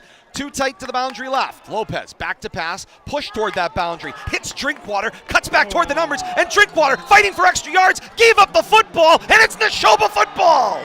A fumble for Caden Drinkwater. He was trying to make a play, got spun around, then out came the football, and up came with it Giorgio Diadomenico with the recovery for the Wolves. Yeah, and I think that's just inexperience, Todd. You know, he wants everything he can get, but the proverbial loaf of bread out there getting swung around on his forearm. And the Wolves did a good job swarming to the ball, knocking it out of his hands and recovering it before it gets knocked out of bounds over here on the near sideline. 3:23 and counting to play here in the second quarter, and the Nashoba offense is back on the field after another great defensive play. They chase 14. Leominster up 14-0 here. Guthrie out of a gun. Back to pass. Had blitz in both directions, and he'll just fire it at the feet of Kufler, who was coming across the formation. Incomplete. 2nd down and 10. Yeah, a lot of pressure right there. Linebackers. Looks like 44 in on it. Get some quick name here. Josh Cormier. 11, I think, was in there with a little bit of help from his left cornerback. Steve Diaz. They were about 4 Blue Devils in there chasing Guthrie and pretty much threw it at the feet of his intended receiver. 2nd and 10 at the Wolf 22-yard line at right hash. Shotgun spread. 2 receivers in the formation. The give coming out of the backfield looked like Sylvester, but he got swallowed up quickly on the play. Check it, it's Diadomenico with the carry. Back to the line of scrimmage and no more. 3rd down and 10. Delmar Wright, first one on the spot right there. Helped out once again by Steven Diaz. And trying to see who else was in on that. But I tell you, Blue Devils are almost in the huddle. Coming out of the play, out of the snap count with the play, I think. And once again, this drive going nowhere for the Wolves. Shotgun formation for Guthrie on 3rd and 10 to zone 22 at right hash. 3 receivers wide to the left, and I believe Armashinga got a little too excited and danced into the neutral zone. He did. It's an offside penalty signaled against Leominster. 5 yards, and it'll be 3rd down and a short 5. Looked like Keegan had his eyes on that quarterback. He was coming in hot from a corner blitz. Outside linebacker area, actually, but sneaking up on the line of scrimmage. Putting all the pressure they can on Guthrie. Umpire walks the football across the 25 to the Wolf 27-yard line where they'll put the football down at right hash. 3rd down Looks like 6. They need their own 33. Guthrie, option, takes it out to the left. He will option it out for Diatominico, who goes head of steam past 2 defenders, cross the 35, and is taken down around the 32-yard line. But there is a flag out on the play, and Logan Arce is pointing back in the direction of the Nashoba offense. And he's probably the one that got blocked from the backside and saw that flag come out towards the pile. We'll have to see. They come up with holding. It's a 10-yard penalty signaled against the Wolves. It'll be 3rd down still, but now 3rd and long. And I'm sure Ossie felt he was going to make that tackle, and he knew he got held, just making sure the officials saw it. One of the best offensive plays all night for the Wolves, and leading to a big first down. It's all wiped out. 3rd down and 15. Ball back across the 20 at the 17-yard line. They need their own 33-ish for a first down. They went from what would have been 3rd down and about a yard, maybe a yard and a half, to 3rd down and 15. Man checks in motion here. It's Kufler. Guthrie fakes left, now comes to Kufler, who was the motion man, right of the formation. In the open field, finds Encarnacion as he's met at the 25-yard line and taken down. Gains back some of the negative yardage back across the original line of scrimmage to the 25-yard line, and Leominster stops the clock 97 seconds before halftime. 14-0 Leominster's advantage. Steven Diaz in on that. Diaz really active here from his left cornerback, outside linebacker, whatever he's setting up, putting a lot of pressure on the running game, and doing a great job out there from his left side position on defense. Coming up at the half, it's homecoming here at Doyle Field tonight. And here on RFM, that means you get the bands. We've got the bands coming up here on RFM Audio and Leominster TV. Stay tuned for that coming up at the half. And then Kate Robbins is standing by at RFM HQ. She's got a full stat recap from half number 1, plus scores from around the region tonight on a busy night of high school football all across the Central Mass region. We'll have that information for you. Kate's got your scores. Coming up at the half, we'll have our impact player, mid-game adjustments, and we will hand out the homecoming court as well. All of that is coming up at the half here on RFM Audio.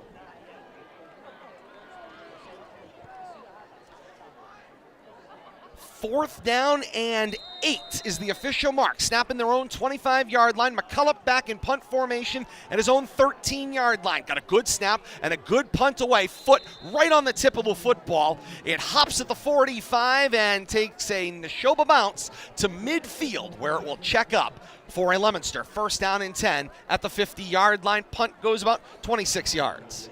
Once again, good field position for the Blue Devils right at midfield. Have to see if they can't get something out of this. They called a timeout there to try to preserve clock before that punt. Got 1:29 to work with. Good spot here for Lopez to see what he can get offensively at this 2-minute drill. First and 10 for the Blue Devils on their side of midfield. Shotgun set, trips wide to the left of the formation. Good snap for Lopez. 5-step set. Now he's flush. Kelly giving chase at the backside. Lopez will throw. It's juggled, but reeled in by Ricky Encarnacion across the 20 and out of bounds at the Nashoba 15-yard line. Encarnacion did not get an initial handle on it. He juggled it, secured it, and then went out at the boundary. And Kufler is frustrated. He was out in pass coverage. It's a 36-yard pitching catch. Lopez to Encarnacion. Talk about frustrated, but what a set of hands on Encarnacion there. Juggling it, defender coming in on him. Good job watching to secure that the catch as he's heading out of bounds. Plus 35 on the stat sheet. Great concentration by Encarnacion on that one. First and 10 at the Nashoba 15-yard line at left hash. Encarnacion is with Lopez in the backfield and Martin. All-out blitz. Lopez hit as he throws. In and out of the hands of Diaz and intercepted. Coming back from left to right, it is Mike Guthrie, the safety there with the interception and the return across the 15 to the Nashoba 17-yard line. It's great defensive pressure, forces Lopez off his game, hit him as he throws. Diaz had a shot at it. It went through his fingers and into the hands of Guthrie. But the key there, I think, was the pressure. Pass was a little late, a little bit behind Diaz, and so what happens, you get a deflection, comes down in one of those defenders' hands. Everybody's tight near the goal line. Turnover, that's 3 drives in a row that the Wolves have got the offense back on the field, either turnover on downs or on a turnover. First and 10 at their own 17-yard line, 1:12 before halftime. 14-0 Leominster's advantage, but Nashoba has proven one thing about Leominster that we didn't know through the first 2 weeks. They're human. On 1st and 10, shotgun set, trips out to the right. Guthrie flips it in the backfield for Sylvester. Defensive pursuit, and Sylvester is taken down back at the 10-yard line. It's a loss of 7 on the play, and great pursuit up front by the Leominster defense. Yeah, it's just a cast of characters right there. Defense has really come to play. And of note, Todd, we had 26, what's his name, Sylvester listed as a starter, but first actually seen on offense tonight. And the ball goes back to the Nashoba 10-yard line. It will be 2nd down and long. Ruled 2nd and 16, 30 seconds before halftime. Standard I formation this time, under center. Guthrie gives it to the back man, dotting the I across the 10, advance it to the 12-yard line. Looks to me to have been, it was Diodomenico on the carry, dotting that I. Yeah, and it looks like the Wolves are just going to be happy to have stymied the Blue Devils these last 2 drives, and only being down by 14. I think that's going to be a moral victory here, as the Blue Devils really dominated this second quarter. Nobody showing any advance. Nope. Teams start heading toward the tunnel. 000s on the board, and we've got halftime on homecoming week 3 action here on RFM Audio. Leominster on top of Nashoba, 14-0 at the half. But Bill Thomas, maybe more than the 14 points. The headline of the first half is miscues, physical pressure up front, all the things we thought Nashoba would do, and they're working right now in this first half. And that's not leave out a real important stat, Todd. Turnovers, fumble over here on that wide receiver catch, a tip ball on another pass play led to 2 turnovers. Turnover on downs, 2 in a row down here in the second quarter. The Wolves defense really stood up there in that second quarter to limit the damage and keep this to only a 14-point deficit at halftime. Unfortunately, defense doesn't score you points unless you can bring it all the way back to the house. And the Wolves offense have done nothing up to this point. Halftime score here at Doyle Field in Leominster. Leominster on top of Nashoba, 14-0 at the halftime break. The setup begins for homecoming festivities. We'll have a performance from the Leominster High School marching bands. The presentation of the homecoming court all coming up down on the field. As well, by the way, as Kate Robbins back at our studio with first half stats and scores from around the region, our impact player and mid-game adjustments. All that to come as we continue. Once again, our halftime score. Leominster 14 and Nashoba nothing. A break and we're back with more. This is high school football on RFM Audio. I'll never forget the day I decided to go out for the football team. Mr. Banks, the JV football coach and my history teacher, asked me to stay after class. I thought I was in trouble. He said, "Hey, Darius, have you thought about going out for football? I think you'd be great." Fact is, I never played football. Fact is, I never had anyone tell me I'd be great at something. So, with no experience at all, I signed up. And a week later, I padded up and was running drills on the field.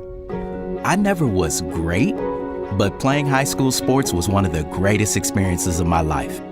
I was accepted by my teammates, and I learned that when someone believes in you, you can believe in yourself. Encourage a student you know to take part in a high school sport. This message presented by the MIAA and the Massachusetts Secondary Schools Athletic Directors Association. Papa, why can't we telegraph while riding a horse? Son, there ain't no one to blame but Jeffro. He was riding old Betsy the Stallion, tip-tapping away at his telegraph, when blam! Ran right into the side of the saloon. Well, if Jeffro can't do it, neither should you. Don't text and drive. Visit StopTextStopWrecks.org. A message brought to you by the National Highway Traffic Safety Administration, Project Yellow Light, and the Ad Council. Hi, I'm Smokey Bear, and I made an assistant to help you out, because only you can prevent wildfires. Hey, Assistant Smokey Bear. Call me Papa Bear, because I'm grilling up dinner. Do you get it? Yes, good job. So, what should I do with all these coals? Don't just toss them out. Put them in a metal container because those embers can start a wildfire. I understand.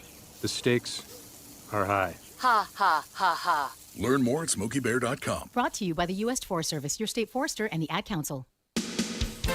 Is there a student athlete at your school that deserves recognition? someone who's constantly representing your school as a good citizen and should be acknowledged. Now is your chance to nominate a student athlete for the MIAA Student Athlete of the Month Award. This award is presented monthly to 2 student athletes who display excellence in the areas of academics, athletics, and community service. Students in grades 9 through 12 who attend MIAA member schools are eligible to receive the award. Visit the MIAA website at miaa.net to nominate a student athlete today. The Massachusetts Interscholastic Athletic Association, building the future through educational athletics. This is Bob Sosi, the voice of New England football, for the best high school football action in North Central Mass, featuring our award-winning broadcast team of Todd Robbins, Bill Thomas, and Kate Robbins. Keep it right here.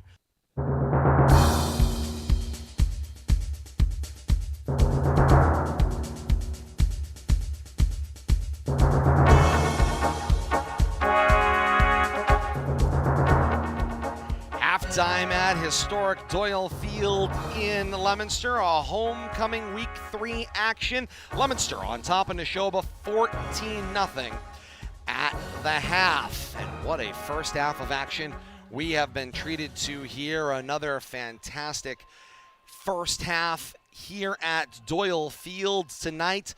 We've got the homecoming king, queen, and court. We also have a performance from the Leominster High School Marching Band coming up. All that plus Kate's first half stat recap and scores from around the region. All that to look forward to here on the half on RFM Audio and with our partners at Leominster TV. Todd Robbins with Bill Thomas, Kate Robbins back at RFM HQ. Bradley Bedard here for Leominster TV, bringing you all the pictures here tonight as well. And what has been a fantastic first half of action, a 14-0 Leominster advantage, and Leominster finally getting challenged out there on the field here in week 3, where they are getting forced to modify and adapt, as the Bill Thomas phrase may go.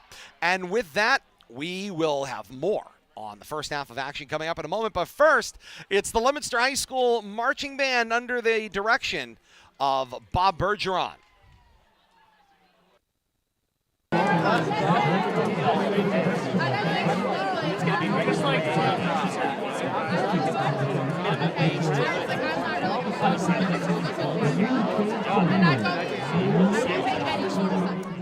Some minor technical difficulties out on the field with some of the electronic equipment supporting this halftime show, so we'll get back to that in a matter of moments. Kate Robbins, you're back at RFM HQ. Why don't you give us some of the scores from around the region while they sort out the technical difficulties here? All right, we'll do a quick whip around the region, and you cut me off as soon as they get going. Hopefully, sounds like a deal. In the background. Halftime right now, West Boylston and BVT, nothing at the half. Monty Tech right now on top of Gardner, 12-7 in the first. End of 1, St. Paul and Assabet knotted at 14. Hudson on top of Worcester Tech, 14-8 in the first. At the end of the first, Clinton on top of Bay Path right now. St. Bernard's up 42-0 in the third quarter out at the Bernardian Bowl. Grafton on top of South 18-0 in the third. Wachusett on top of the Minnechaug 21-0 in the second quarter. And right now out at Doyle Field, we've got a 14-0 score. Nothing coming out of Fitchburg yet, but I see the band getting ready. Indeed they are. Kate Robbins, thank you so much. We'll have more scores coming up from around the region. I know our friends at FATV have the action tonight. Fitchburg and Shepherd Hill, Leominster's opponent for week 4 action we'll have for you here on RFM Audio. But first, the homecoming performance of the Leominster High School Marching Band.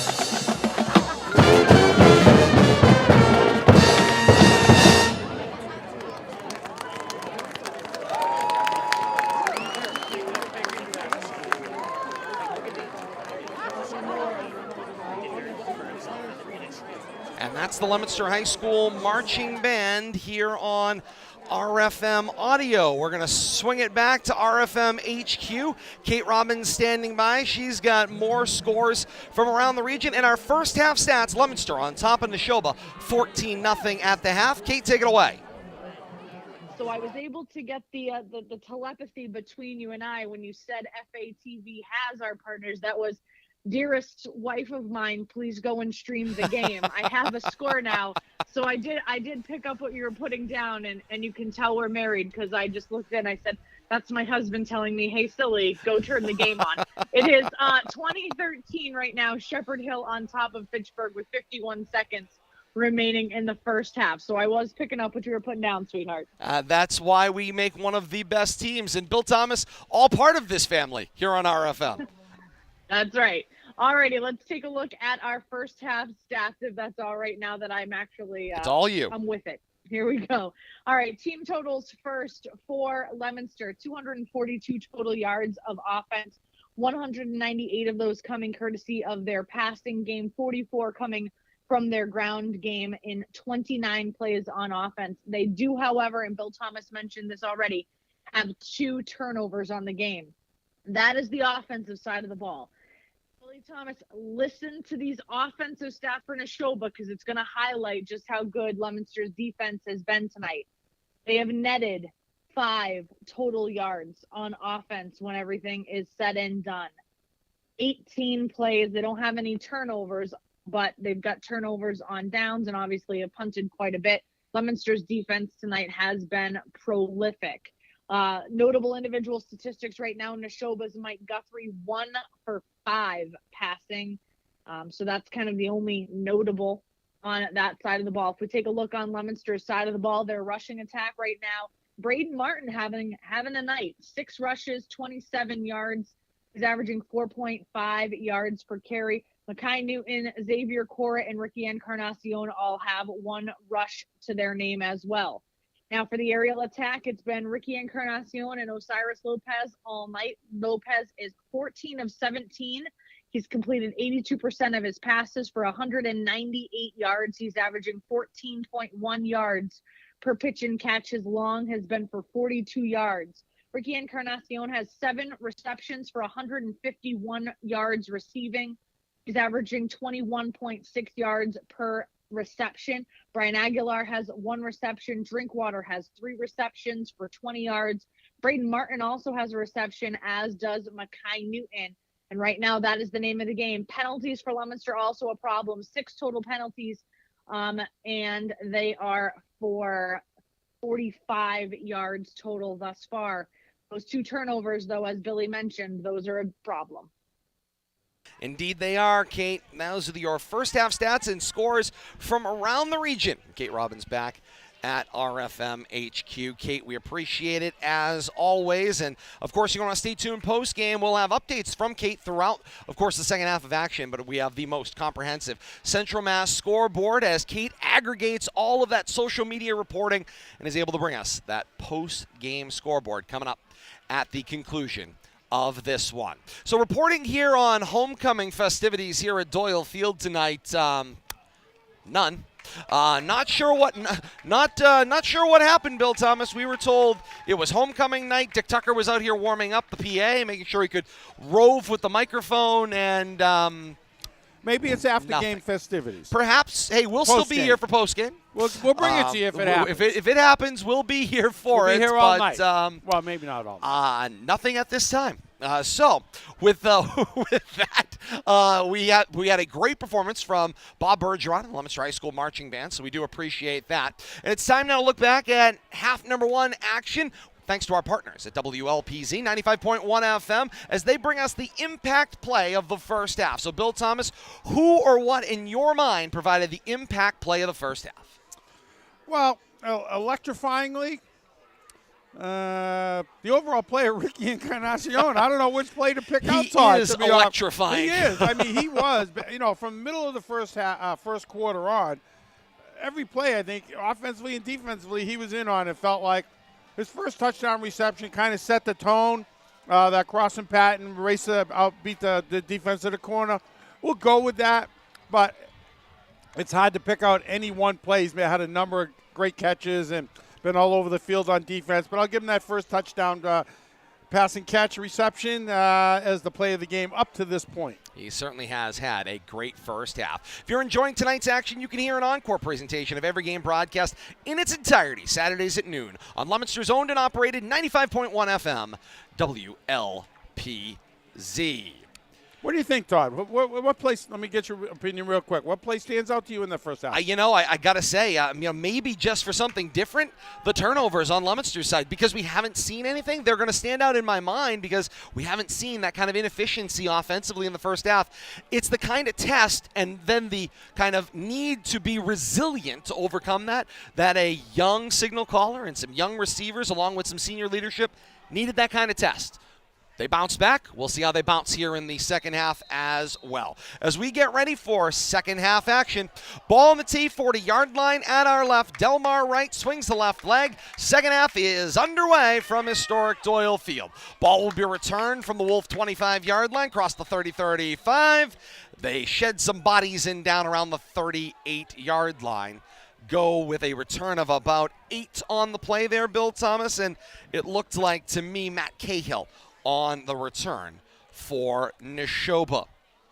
Bill Thomas, how about your mid-game adjustments as we get set to see Mike Guthrie and company set their line? What are you looking at? If you were on the Nashoba Wolves side of things, where are your mid-game adjustments? Well, I've got to find a way to have more than net 5 yards over 2 quarters. I didn't catch the first down stat. Call this play, Todd. I'll give you the rest of my thought. Back to pass, it's Guthrie, then the quick handoff, and it was sniffed out by the defense quickly, and down goes Kiefler, by the way, back to the 30-yard line. Thank the great folks here in the box passing that note to us as we got the correction. Kiefler, the pronunciation on number 1, Tom Kiefler. So, as I was saying, the Wolves got to find a way. Wipe out that 5 yards from first half because now they just lost 7, 0 offensive yards. Negative 2 yards of offense for the night. They got to find a way to score and they're not having much success. Most of their operations been on their own side of the 50. And the give this time on 2nd down and long. Comes with a little counter action across the 35 and stretched toward the 40. It's Ben Sylvester. Have to see if it is getting off. Yeah, down around the 41-yard line. You know, we expected him to be in the starting lineup. He was part of the depth chart at running back. He's been playing mainly defense. A couple of offensive plays at the end of that first half, but here he is starting the second half for the Wolves. A little over a minute gone by here in quarter number 3, 14-0. Leominster on top of Nashoba, and already Nashoba faces a 3rd down and long. Ball at their own 41-yard line, middle of the field, going right to left here in the 3rd quarter. Standard I formation, Diadomenico dots. There was motion at the front of the line, and it looked like might have been left guard Matt Curran who got a head start. 53 maybe? Yep, Matt Curran, left guard. Continue my thought, Todd. Blue Devils right there, perfect example, although they didn't commit that penalty. I'm sure emphasis was let's clean up the penalty side and let's just hold on to the ball a little better. We probably cost ourselves 2 touchdowns in that first half on turnovers and penalties. It got us out of good field position. So, you know, they've been very successful on offense. The fact that Encarnacion has about 130 all-purpose yards, but got to clean it up. 3rd and 13 back at their own 34. Flag goes out on the play. Guthrie with the option out to the left, tiptoes into the boundary and then gets popped out of play around the 43, but a flag got thrown back toward the point of attack. Yeah, they're not even marking a line of scrimmage.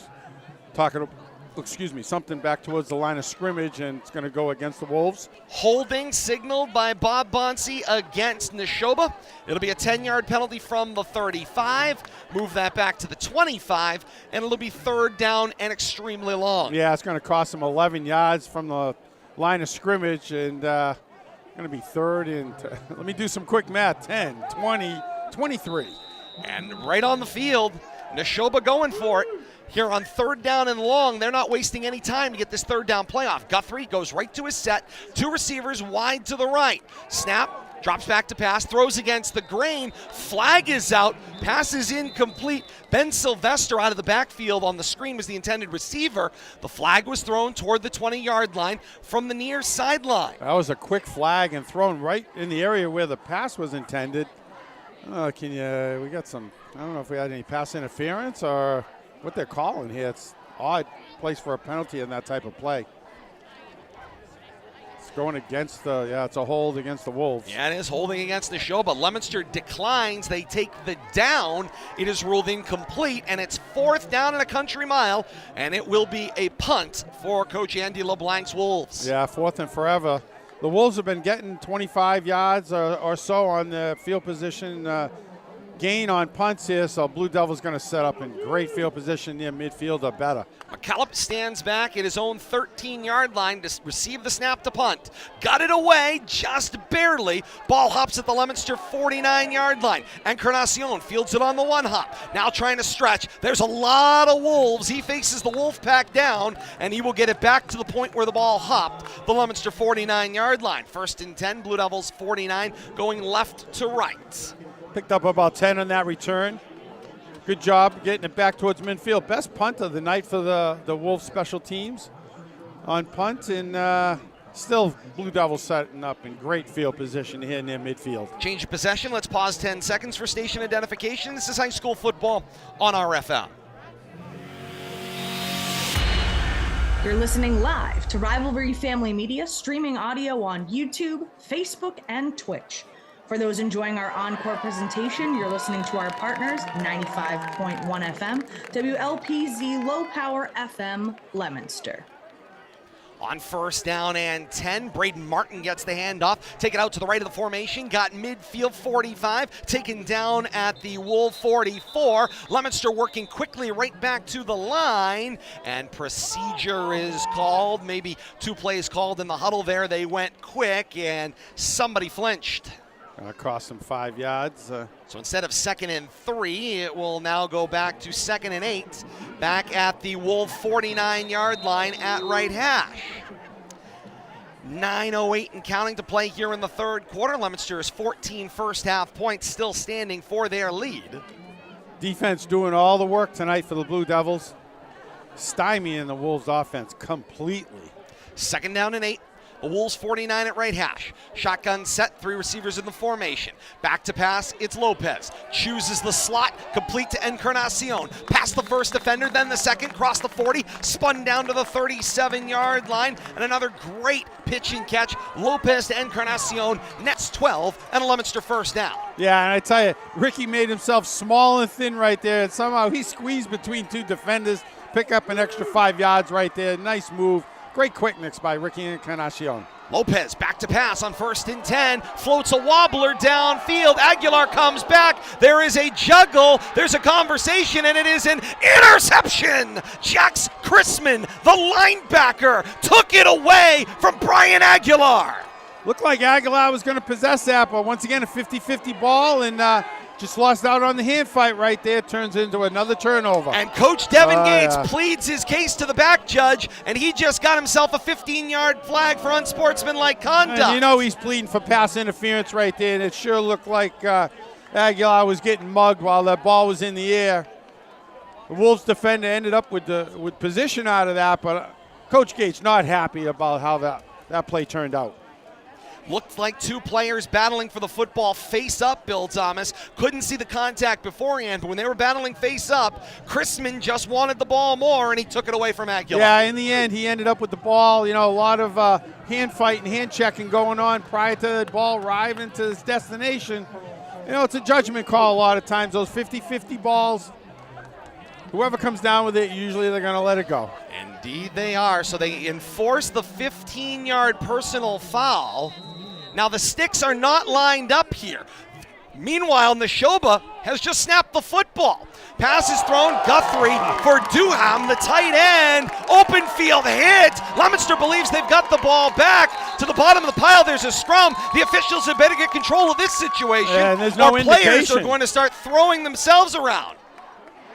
Officials are peeling bodies, still no signal as of yet. Leominster certainly trying to buy it. Now Nashoba gets into the auction, and now here comes the back judge into the play on the wrong side of the line, and he says, well, it's still Nashoba football. After all that, and you know, I tend to believe that might have been a fumble. There was no indication down by contact till the officials continued unpiling everybody there. And I'll tell you, big first hit right there that led to that.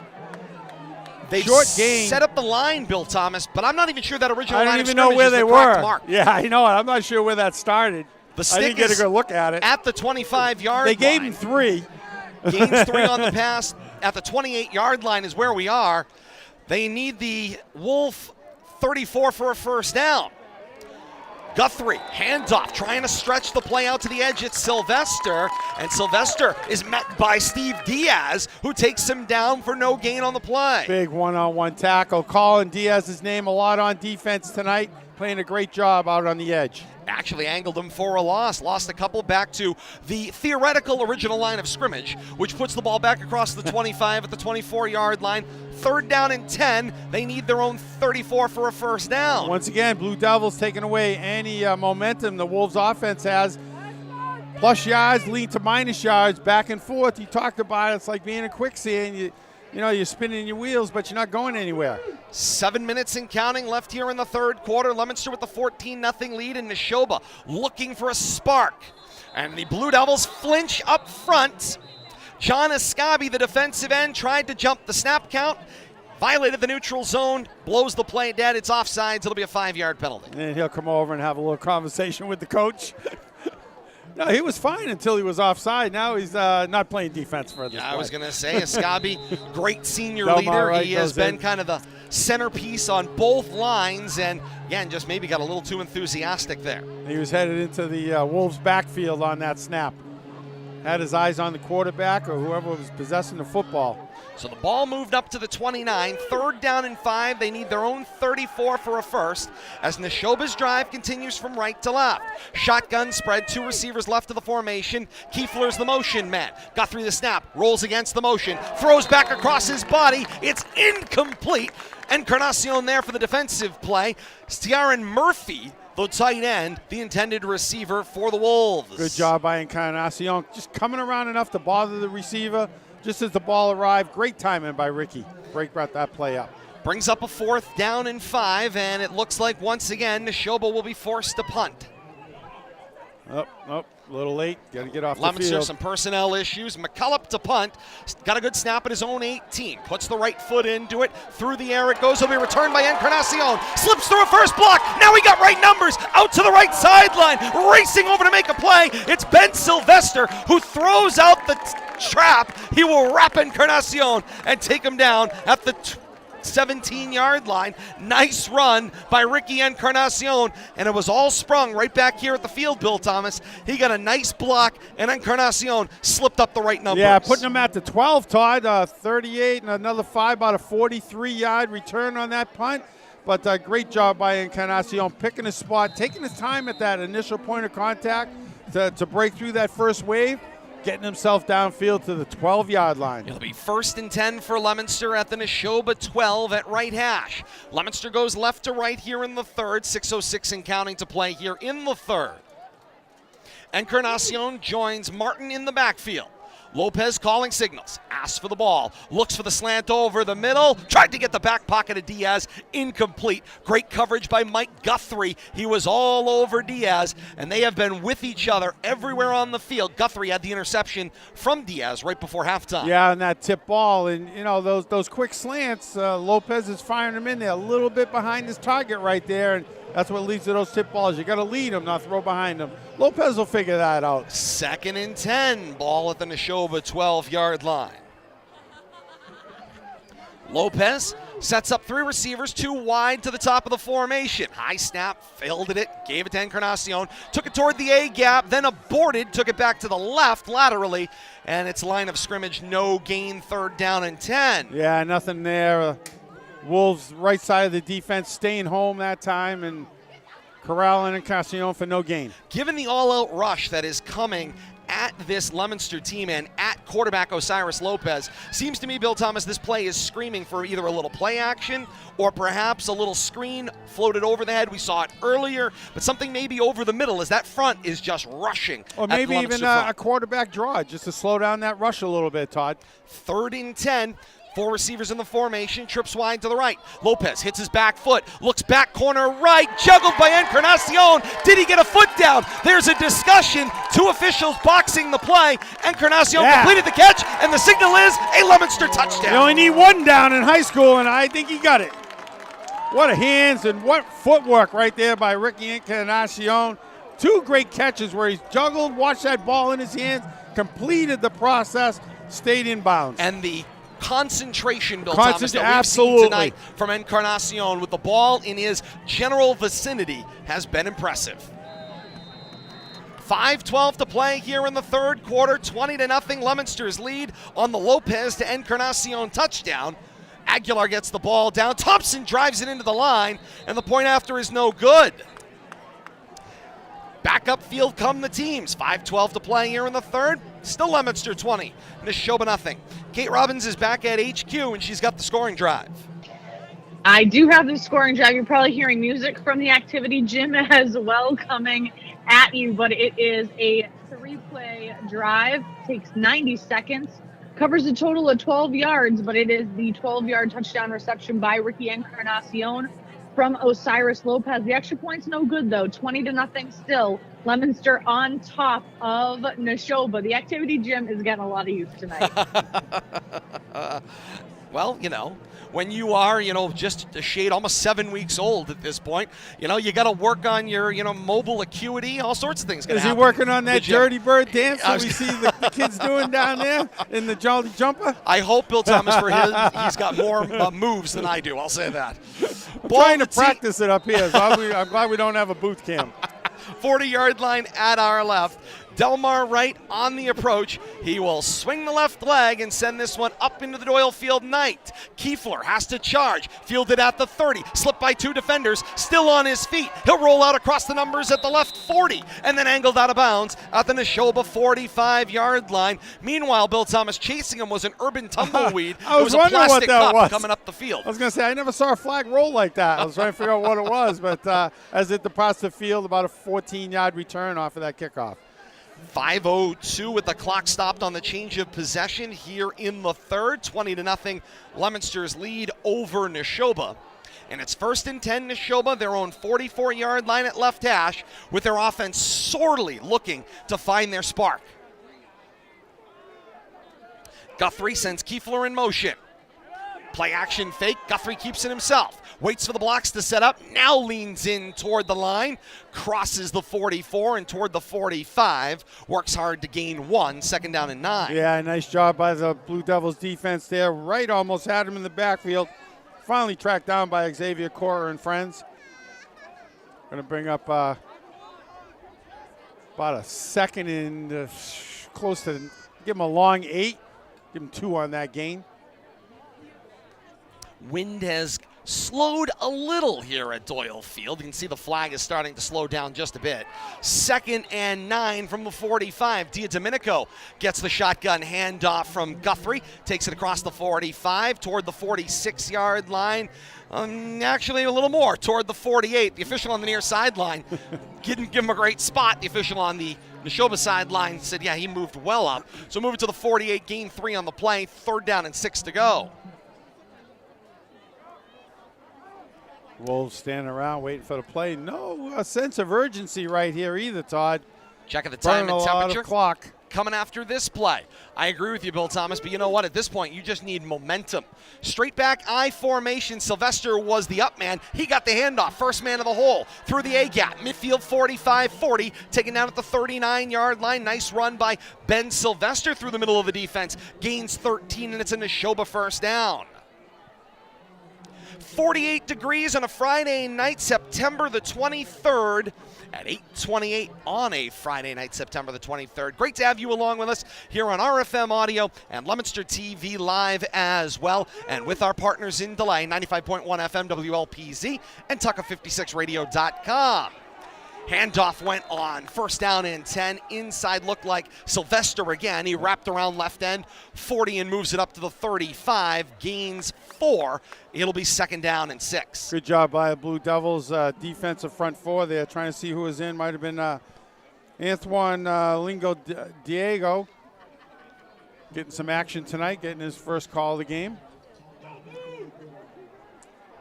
2nd down and 5. Give. This was Diadomenico. First to the hole. Cross the 35 and toward the 33-yard line he reaches. Gains 1, maybe 2. 2nd down and turns to 3rd and 4. Yeah, 3rd down and 4 to go. Xavier Corer in on that tackle. Still moving the stick, trying to get it They can't settled. find a good spot there. They're back and forth. All right, they got it They now. settle on 4. 3rd and 4. They need the 29 of Leominster or the 29 and 1/2 for a 1st down. And here comes Guthrie from his sideline, barking out some play indications. Diadomenico's in the backfield with him in the gun. 2 receivers. Kiefler is slot to the left. Wide of him is Cam Hill. Guthrie scans, asks for the ball. Gives it for Diadomenico, who takes it to the opposite side from the pair of receivers, wraps it around the 35 toward the 31-yard line, gains about 2 more. 4th down and short coming up here. Bill Thomas is maybe 2.5, 3. Well, 3. They're going to give him only a gain of 1 right there, Todd. This is going to be a long 3. Big for a 4th down play right here for the Wolves. If they're going to generate any momentum here, 3rd quarter winding down, They need this first down right here. Final $1:32 and counting here in the third quarter. 20-0 Leominster's lead, and this play feels awfully important. 4th down and 3 to go. Guthrie looks toward his sideline. 3 receivers in the shotgun formation wide to the left. Guthrie now barking signals behind the line. 10 seconds on the play clock. Yeah, you and can see that coming. Coach Andy LeBlanc spends the timeout. Way too much pre-snap confusion right there, Todd. Final minute and 11 seconds left here in the third quarter. 20-0 is Leominster's advantage right now here at Doyle Field. Tonight's broadcast of high school football on RFM Audio is rebroadcast in its entirety via our partners at Tucka 56 Radio. Navigate your way to live365.com and bookmark Tucka 56 Radio. That's Tucka 56 Radio for a weekly encore presentation of tonight's complete broadcast beginning each Sunday at noon, plus Wednesdays at 8 p.m., along with RFM's Coach's Corner with head coach Devin Gates. All that with our partners, Tucka56Radio.com. While we're at it, we'll mention our other replay partner, 95.1 FM, WLPZ, LPFM. You can set your dial for a weekly encore of tonight's complete broadcast each Saturday at noon. And while you're there, enjoy the great information, education, and entertainment for members of the community, by members of the community, on Leominster's owned and operated 95.1 FM, WLPZ. 4th down and 3 to go. Out of the timeout. Guthrie the snap. The give went inside. New number here, Gabe McLaughlin. First touch of the second half. He goes A-gap, gets sniffed out almost immediately, taken down on the play, and he does not have enough. It's a turnover on downs. Xavier Cora made the hit to turn the tide. Nice job right by the defense. Nothing up the middle. Collapsing in on that play. Giving the ball back to the offense here, see if they can't get something going. The great staff at WLPZ, they're always looking for new volunteers to expand their program offerings. For information on how you can get involved, visit WLPZ.org. After the turnover, 1st and 10 Leominster, their own 31 coming left to right. Handoff in the backfield. It was Braden Martin once again. Almost tackled by Before he got the handoff. The little crisscross applesauce got crossed up. Short loss on the play, takes the ball from the 31 back to the 30. 2nd and 11, their own 30-yard line coming left to right. Something you can chuckle about back in the huddle a little bit, when you're up by 3 scores. 37 seconds and counting to play here in the third quarter. Shotgun, high snap, fielded by Lopez. Give it to Encarnacion, and then he takes it straight up the line, cross the 30, 35, wow. And Encarnacion driving his legs forward across the 40 to the 41-yard line in the neighborhood of a Leominster first down. Trying to see who's on the bottom of that Wolves pile, but plenty on top. 65 gets up from the bottom of that pile. None the worse for Wham, but he's getting a number of that truck that just hit me, but great job by Encarnacion just carrying that pile for all he could get. And Bob Bonsi is going to stop the clock with 4 seconds to play in the third quarter for an official measurement. Leominster sideline was ready to just let the clock expire in the third. First there'll be a measurement, then the expire, and then the third quarter is going to draw to an end. Could have let it expire, and they could have done this during the dead ball time, but I think they got a first down here, Todd. They're going to stretch out the chains. Getting a good look from Bradley Bedard at Leominster TV, and he needs the Gene Steratore index card as he tries to look down there, and it looks like it's just the clip. There's the index card. You see it coming out, and he will fit the index card in there, and they said, yes, it is. It's a first down. Love the index card call, Todd. That was awesome. Gene Steratore caught a lot of flack for that in the NFL. But Bob Bonsi says, bring out the index card. That was the standard, by the way. Had the standard 3x5 there. Looked good. Yeah. From your local classrooms. That ends the third quarter. Index card and all.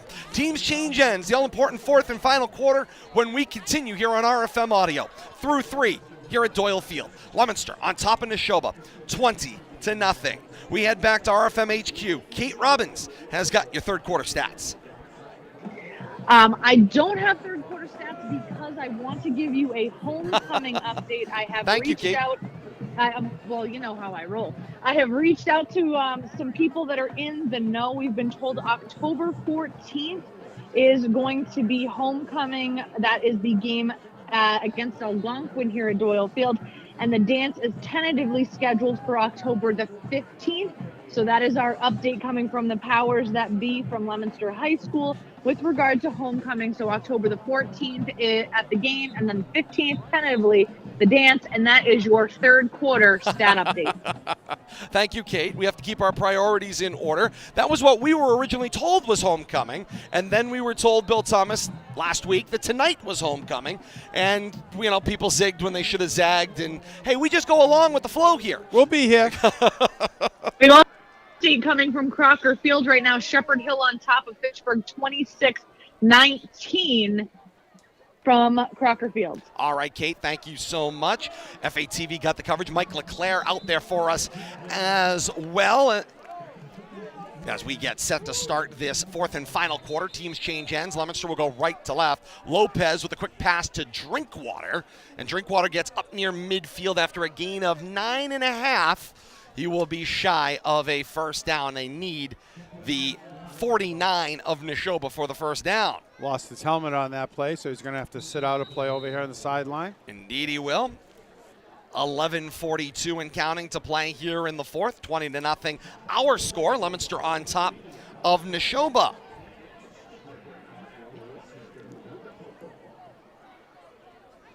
Shotgun formation, two backs in the backfield. It's Encarnacion and Martin with Lopez. Here comes the blitz. He will roll to his right and throw low, looking for Martin out of the backfield, and it is incomplete. Need a little help with an extra block there. Encarnacion peeled out of the backfield quickly there, Bill Thomas, and let two come untouched blind side of Lopez. Yeah, they were coming fast and furious right there, but nice job by Lopez. Keeps his head up, outrunning that defense and finding a potential receiver downfield, not taking a loss, and only putting that ball where his own player possibly could catch it. So good job right there by the freshman. Avoid a loss and move on here. Remain that short yardage for first down. 3rd and a yard, three receivers in the formation. Here comes blitz again. Encarnacion gets the handoff. He runs by the blitz. He's into the second level, across the 40, then the 30, then the 20. He's gone. Goodbye, Ricky Encarnacion. It's a Leominster touchdown. Oh, yeah. They were a little late to signal it. I thought maybe he might have stepped out of bounds, but he got it. 11:09 to play in the fourth quarter, and Leominster hangs 6 more. It's Leominster 26 and Nashoba nothing. What a run, Bill Thomas, by Encarnacion. Well, there came that whole flood. You had it on the snap, Todd. Here comes the blitz, and as soon as you break that first level containment, have one guy to beat, and then just outrun that corner safety to the near side here, and he did all three. Point after attempt coming up here now with the wind at the back of Dan Thompson. Aguilar to hold. Aguilar gets the snap, ball down. Thompson puts the foot into it, and it is caught up on the Morton Street Hill. Teams come back up the field. 11:09 to play here in the fourth quarter. Leominster on top of Nashoba by a 27-0 score.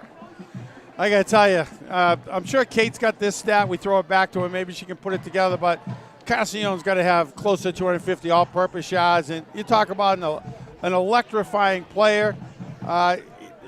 He's doing it all, offensively, defensively, special teams, and I saw a list in the Telegram last week who should be your player of the week, and they were looking for votes, and I wanted to see Ricky's name on that list. He was our player of the game. He had a tremendous game. Not on that list last week for a Central Mass player of the game. I wonder if he read that and maybe a little bit extra incentive. Not that he needs it, but having a tremendous game tonight. He better be on that list this week. Not as many reporters as you would think get out to your local high school football games these days. Kate Robbins, you got the drive summary. Bill Thomas, it's 244 all-purpose yards thus far for Mr. Encarnacion. He has 9 receptions. He has 4 rushes. 244 total yards for him. That drive covered 69 yards, 5 plays, 2 minutes, and it ends with that 50-yard touchdown rush by Ricky Encarnacion. Leominster right now on top. All right, Kate, thank you so Toss in much. some punt return yards, and he's got to be He's close to easily 300. over, I was going to say. Thompson resumes the kickoff duties here, kicking from right to left, and he will float it into the second level of upman, cross the 30, and it checks up around the 27. It is fielded, and there is a short return by Michael Hirschberger, the senior. Short return because Stephen Dyer is right there. Nice one-on-one tackle again, wrapping him up, putting him on the ground after that short return. The Wolves starting off deep in their own territory again. You can get the breakdown and preview of each week's action on RFM's Coach's Corner with Leominster head coach Devin Gates. New episodes premiere Mondays at 9 p.m. on these same RFM platforms, including YouTube, Facebook Live, and Twitch. Wednesdays, you can get the Coach's Corner at 8 p.m. on Tucka56radio.com, TUCKA56radio.com, and Thursdays at 5 p.m. on 95.1 FM, WLPZ. No week starts without the breakdown and preview on Coach's Corner. You know, we were talking something we saw in preseason. I see Lopez with the headset on, talking to the coaches. I mean, that's just good all-around coaching and situational awareness, player awareness right there. Well, and make use of every opportunity you can to teach and instruct. And that, of course, goes when you have the opportunity to have a coach that is specializing in coaching the quarterback. Coach Aaron Canterbury is up here on press row with us. He is the quarterback's coach, and him and Osiris Lopez have developed a great relationship and chemistry, and that is where the instruction is. There's every opportunity you can to instruct and teach. And they come off the field after a very successful drive. A basic run and play leads to a touchdown, and there's quarterback coaching going on. Even on that basic play, always something to talk about.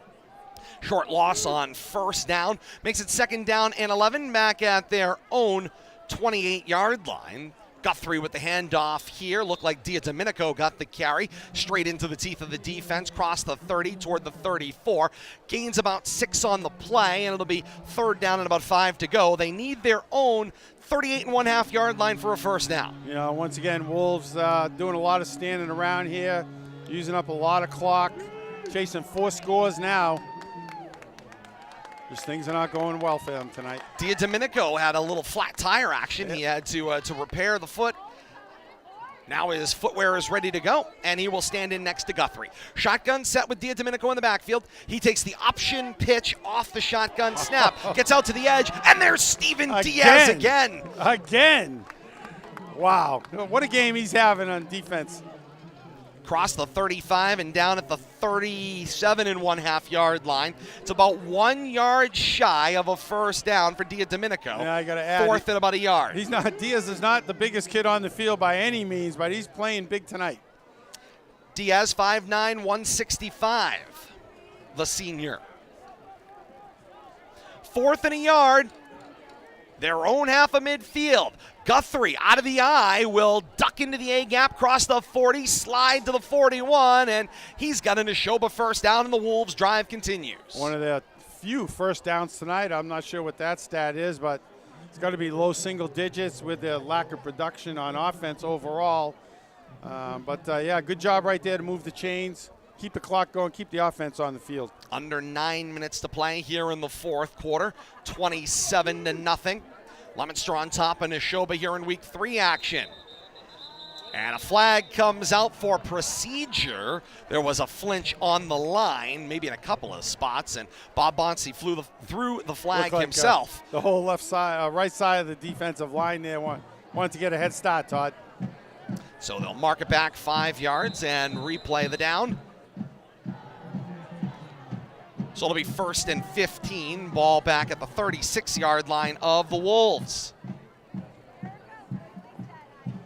A hearty fall crowd on hand here at Doyle Field tonight. Bundled up for the first cool night, feeling like fall here on a September the 23rd and a Friday night. Well, it is fall, Todd. Wasn't it 2 days ago officially? Indeed it was. It is fall. It is, and it feels like fall. Guthrie the snap. Handoff went inside. New number there, 14 on the carry. Jax Chrisman, who had a phenomenal night on the defensive side of the ball. He's had a couple interceptions. He's been in the secondary. He has been challenging the Leominster secondary there. And let's face it, Bill Thomas, if Nashoba's offense was able to capitalize on the opportunities that their defense created for them, stop me, by the way, when you've heard this story before. This was Leominster's life the last 3 years. If their offense could capitalize on the defensive opportunities that were created, this could be a very different football game. We've seen that, but with the shoe on the other foot, Todd. Oh, Guthrie, option out, gets it into the hands of Diadomenico. Speaking of great concentration, Diadomenico reached behind his head to grab that and get the gain. Cross the 45 and down around the 48-yard line. If that pitch goes awry, he's the only one out there with a lot of Blue Devils chasing him. Good job, though, to haul that in, bring up 3rd and short for the Wolves.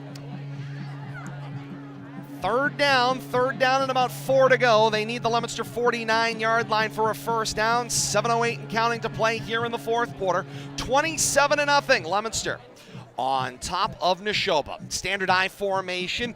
Sylvester and then Diadomenico. Sylvester gets the handoff from Guthrie across the 50 into the 49, and it is a first down for the Wolves, and the drive continues. Gain of 4 on the play. And, of course, Bill Thomas, feeling of fall. Fall certainly going to be on display tomorrow. Johnny Appleseed Festival Saturday here in Leominster.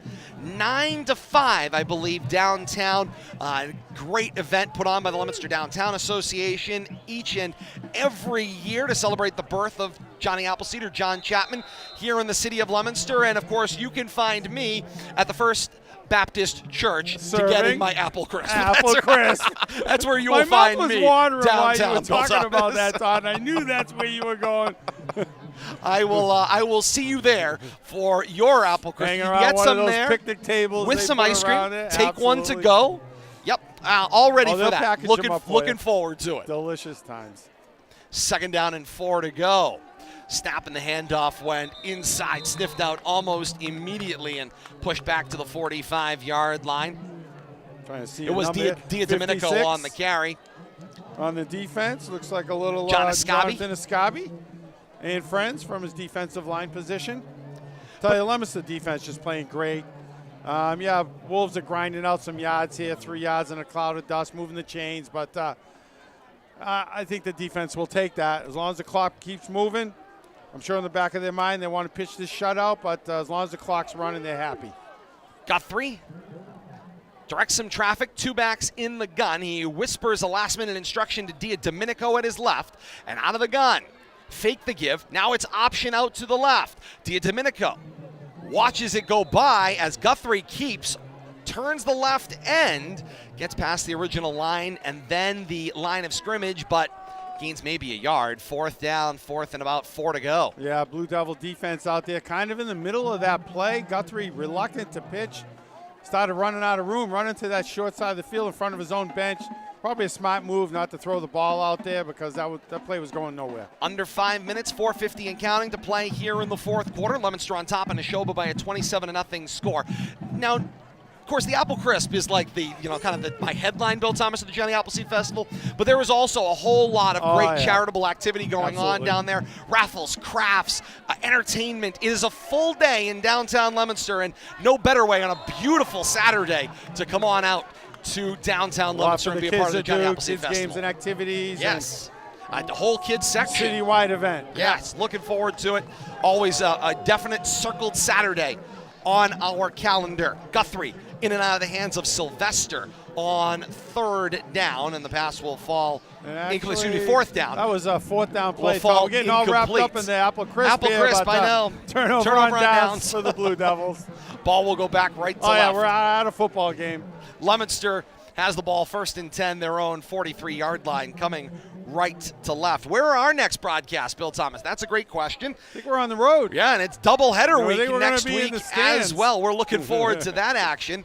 Lopez takes the snap on 1st and 10. Back to pass, directing traffic, eludes a defender, rolls, throws, comeback complete for Drinkwater. They're going to give it to him. Yep, they are. And it is complete at the 49-yard line. Guthrie's like, no way, but I tell you, Lopez directing traffic, motioning to Drinkwater, going down the field, coming back, looking him in, finds a way to get the ball to him. And then and a flag is out for illegal participation, signaled against Nashoba. Well, I think that signals in the wrong direction. Yeah, well, I got to say, Bob Bonsi's point was toward Nashoba. Yeah, I think it was man downfield. A lot of running around there, and I think a lineman kind of got lost. So ineligible man downfield. Now he corrects the point, signaled against Leominster, so that will nullify a great play. Yeah. Lopez to Drinkwater on the comeback. Good awareness right there, but when you're doing that much running around, the linemen kind of get Somebody's lost. going to slip They upfield. think you start running downfield. They want to block, create a path for you, so we'll take that. 1st and 15 back at their own 38 for Leominster. The shotgun snap, the give for Cora. Cora rumbling and stumbling, still on his feet, trying to fight his way from a defender across the 40-yard line and down at the 42. Nice job by Zach Dolan to hold on. Actually tackled him twice, had him down, but big handful of shirt, never actually got a knee or a forearm on the ground, and had to put a second effort into that. Never let go. Good job right there. 3:34 and counting to play here in the fourth, 27-0. Leominster on top of Nashoba in this one. Leominster's got 2nd and long, 2nd and 11, almost 12, their own 41. Shotgun snap for Lopez, give it to Cora. Cora off left of the formation, cross the 45 and down around the 46-yard line. So doubleheader week next week, Bill Thomas. Leominster on the road at Shepherd Hill on Friday night. Countdown to kickoff, 6 o'clock here on the platforms of RFM, YouTube, Facebook Live, and Twitch. And then our partners at Leominster TV join us at 6:30 from Carmagnati Field in Dudley. Looking forward to that one. And then doubleheader week continues on into Saturday. Saturday night, we've got doubleheader action for you as Shrewsbury plays host to Algonquin. That game kicks off at 6 o'clock. Our countdown to kickoff here on the platforms of RFM begins at 5 o'clock on Saturday, and we'll have that action for you out in Shrewsbury. Two schools that know themselves very well. Flag out from the back judge for delay of game, and those are two future Leominster opponents as well. We'll get an early look at before Leominster gets them successively in week 6 and 8. You're right. I wouldn't be surprised to see a coach or two out there maybe wearing some blue, or maybe not wearing blue, trying to be blending conspicuous. Yep, two future opponents for the Blue Devils, so I'm sure they'd like a little heads up on what they got to offer. After the penalty for delay of game, Leominster faces that 3rd and long again, 3rd and about 12. Ball back at their own 41 at left hash. Lopez asks for the ball, flips the screen, complete for Cora. He's open field, cross midfield. Now he's up across the right numbers, 40, 30, meets Guthrie at the 20, and Guthrie makes the rapid tackle at the 18-yard line. But hello, Xavier Cora in the open field. Did he scamper? Gains 40 on the play. Tell you, heck of a play right there. And we talked about maybe a little screen pass and slow down them on rushing defensive linemen. A nice little side screen right there. Worked to perfection, but great job by Ricky Encarnacion. Running interference. Almost got called for a penalty. Actually looked to the official, but he didn't. Good job right there, the extra block. Snap from Lopez. Give it to Cora. Cora is gashing his way into the defense. Across the 20, then the 15. Cut back toward the 10. He is close to another Leominster first down and potentially goal to go. And winding down to a minute to go here. And I don't see the Blue Devils kneeling down here. They want to get another offensive score on the board and continue to build on what they have going here. Final 1:04 to play here in the fourth quarter. High snap, tipped. Lopez settles. He's under duress. He will roll. Gets a late block from Arce, and Lopez spun still in bounds, and now gets wrapped and tackled safely into the sideline. And boy, did that look dangerous. A lot of spinning around there. Once again, but at least he put the ball away. You know, that's a type of pass, type of ball that he's fumbled on and been a little careless with. Put it away there, held on to it, but no give up there, playing right to the final whistle, the Blue Devils offense is. I think he wanted to get one to Drinkwater. That's what he was looking for. His buddy, his freshman buddy, I think he wants to get him one here before the game runs out. Clock stopped on the play going out of bounds with 49 seconds to play in the fourth quarter. You know this isn't going to set too well on the other sideline, that's for sure. 3rd and 5 from the 15. Blitz coming. High snap. Fielded. Give it to Cora. Cora eludes the initial challenge, and then tackle comes after the play. Sylvester engaged with the right guard, Corin Sullivan, in a wrestling match ensues back at the 25-yard line. That's behind the play. And under 30 seconds we go here in the fourth quarter. Yeah, and Lopez is begging them. He wants to step on the gas here on fourth down. And call off. Coach Gates says, no, that's the way this one's going to end. That's enough. Final 18 ticks will come off the clock here at Doyle Field. Leominster will go to 3-0 with a 27-0 shutout of Nashoba. And Bill Thomas, they have still only allowed 6 points to opposing offenses. I'm doing some quick recall.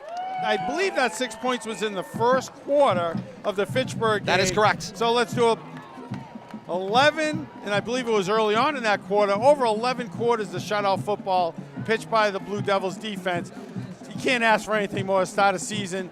The offense matching up, giving them all the points they need. Nice job on both sides of the ball by the Blue Devils early on in the season. Final score from historic Doyle Field. Leominster tops Nashoba 27-0 to improve their record to 3-0. The Wolves fall to 1-2 through the first 3 weeks of action as the teams shake hands and Coach Devin Gates and Coach Andy LeBlanc get a chance to exchange pleasantries. Former Fitchburg teammates back in the day know each other well, and of course is going to create a great little rivalry here between these two schools. What is already a great rivalry between these two programs for the years ahead. In the last 6 meetings between these two schools, Leominster is now 4-2 in the last 6 meetings. 27-0 Leominster tops Nashoba here at historic Doyle Field. For those of you joining us on Leominster TV, we say thank you so very much for joining us here tonight. It's time now for you to grab your smart-enabled device, open your favorite digital media app, and we've got so much more to come here on RFM Audio. Our post-game extra is coming up next on YouTube, Facebook Live, and Twitch. Want to thank Bradley Bedard for bringing us the pictures tonight here on Leominster TV. Replays on Leominster TV throughout the weekend and on into next week. Tune in for those. 27-0 Leominster tops Nashoba. For Bill Thomas, Kate Robbins, and Bradley Bedard, I am Todd Robbins, saying thank you so very much for joining us. So long to those of you joining us on Leominster TV. For the rest of you coming along with us, post-game next. This is high school football on RFM Audio. How was your drive to school? Let me tell you, I had to get my iced coffee first. I just can't seem to put it down. My favorite rapper just announced a tour. My phone was buzzing like crazy. I'm so excited. I had to text all my friends right then to talk about it. Then, someone started calling me and... Let's try that again. I turned my phone off right away. I never drive distracted. Visit StopTextStopWrecks.org. A message brought to you by the National Highway Traffic Safety Administration, Project Yellow Light, and the Ad Council. More than 270,000 students from nearly 370 MIAA member schools will participate in over 100,000 high school sports competitions this year. The Massachusetts Interscholastic Athletic Association encourages you to support your local high school athletic programs and the students who participate in them. The Massachusetts Interscholastic Athletic Association, building the future through educational athletics.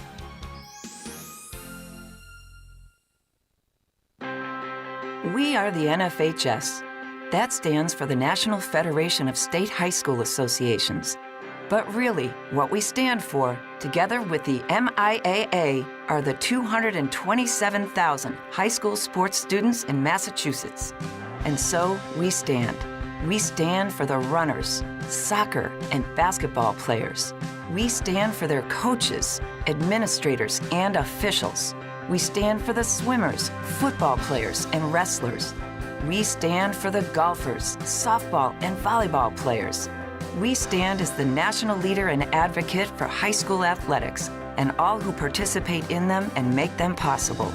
Because it is our purpose to ensure that high school students get to play, perform, and compete together. To learn more about who we are and what we stand for, visit nfhs.org. The aims, the organization, and the policies of the MIAA are based on the philosophy that interscholastic activities, although a privilege and not a right, are important parts of the educational process. They should be encouraged, directed, and supported by a statewide organization. This organization's leaders should be representative of the state's schools and promote the further development of students' health and well-being. The Massachusetts Interscholastic Athletic Association urges your support of this philosophy through your attendance at all local and state events. The MIAA and all its member institutions thank you. The Massachusetts Interscholastic Athletic Association, building the future through educational athletics. This is Bob Sosi, the voice of New England football, for the best high school football action in North Central Mass, featuring our award-winning broadcast team of Todd Robbins, Bill Thomas, and Kate Robbins. Keep it right here.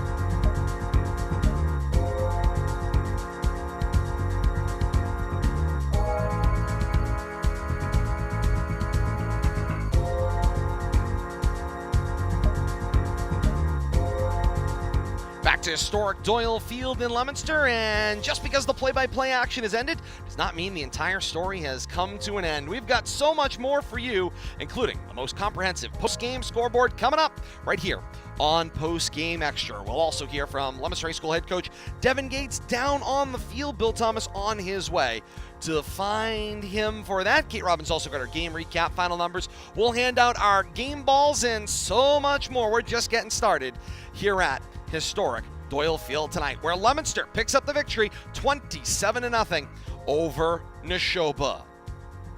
Before we get underway with our post-game extra, let's pause 10 seconds for station identification. This is high school football on RFM Audio.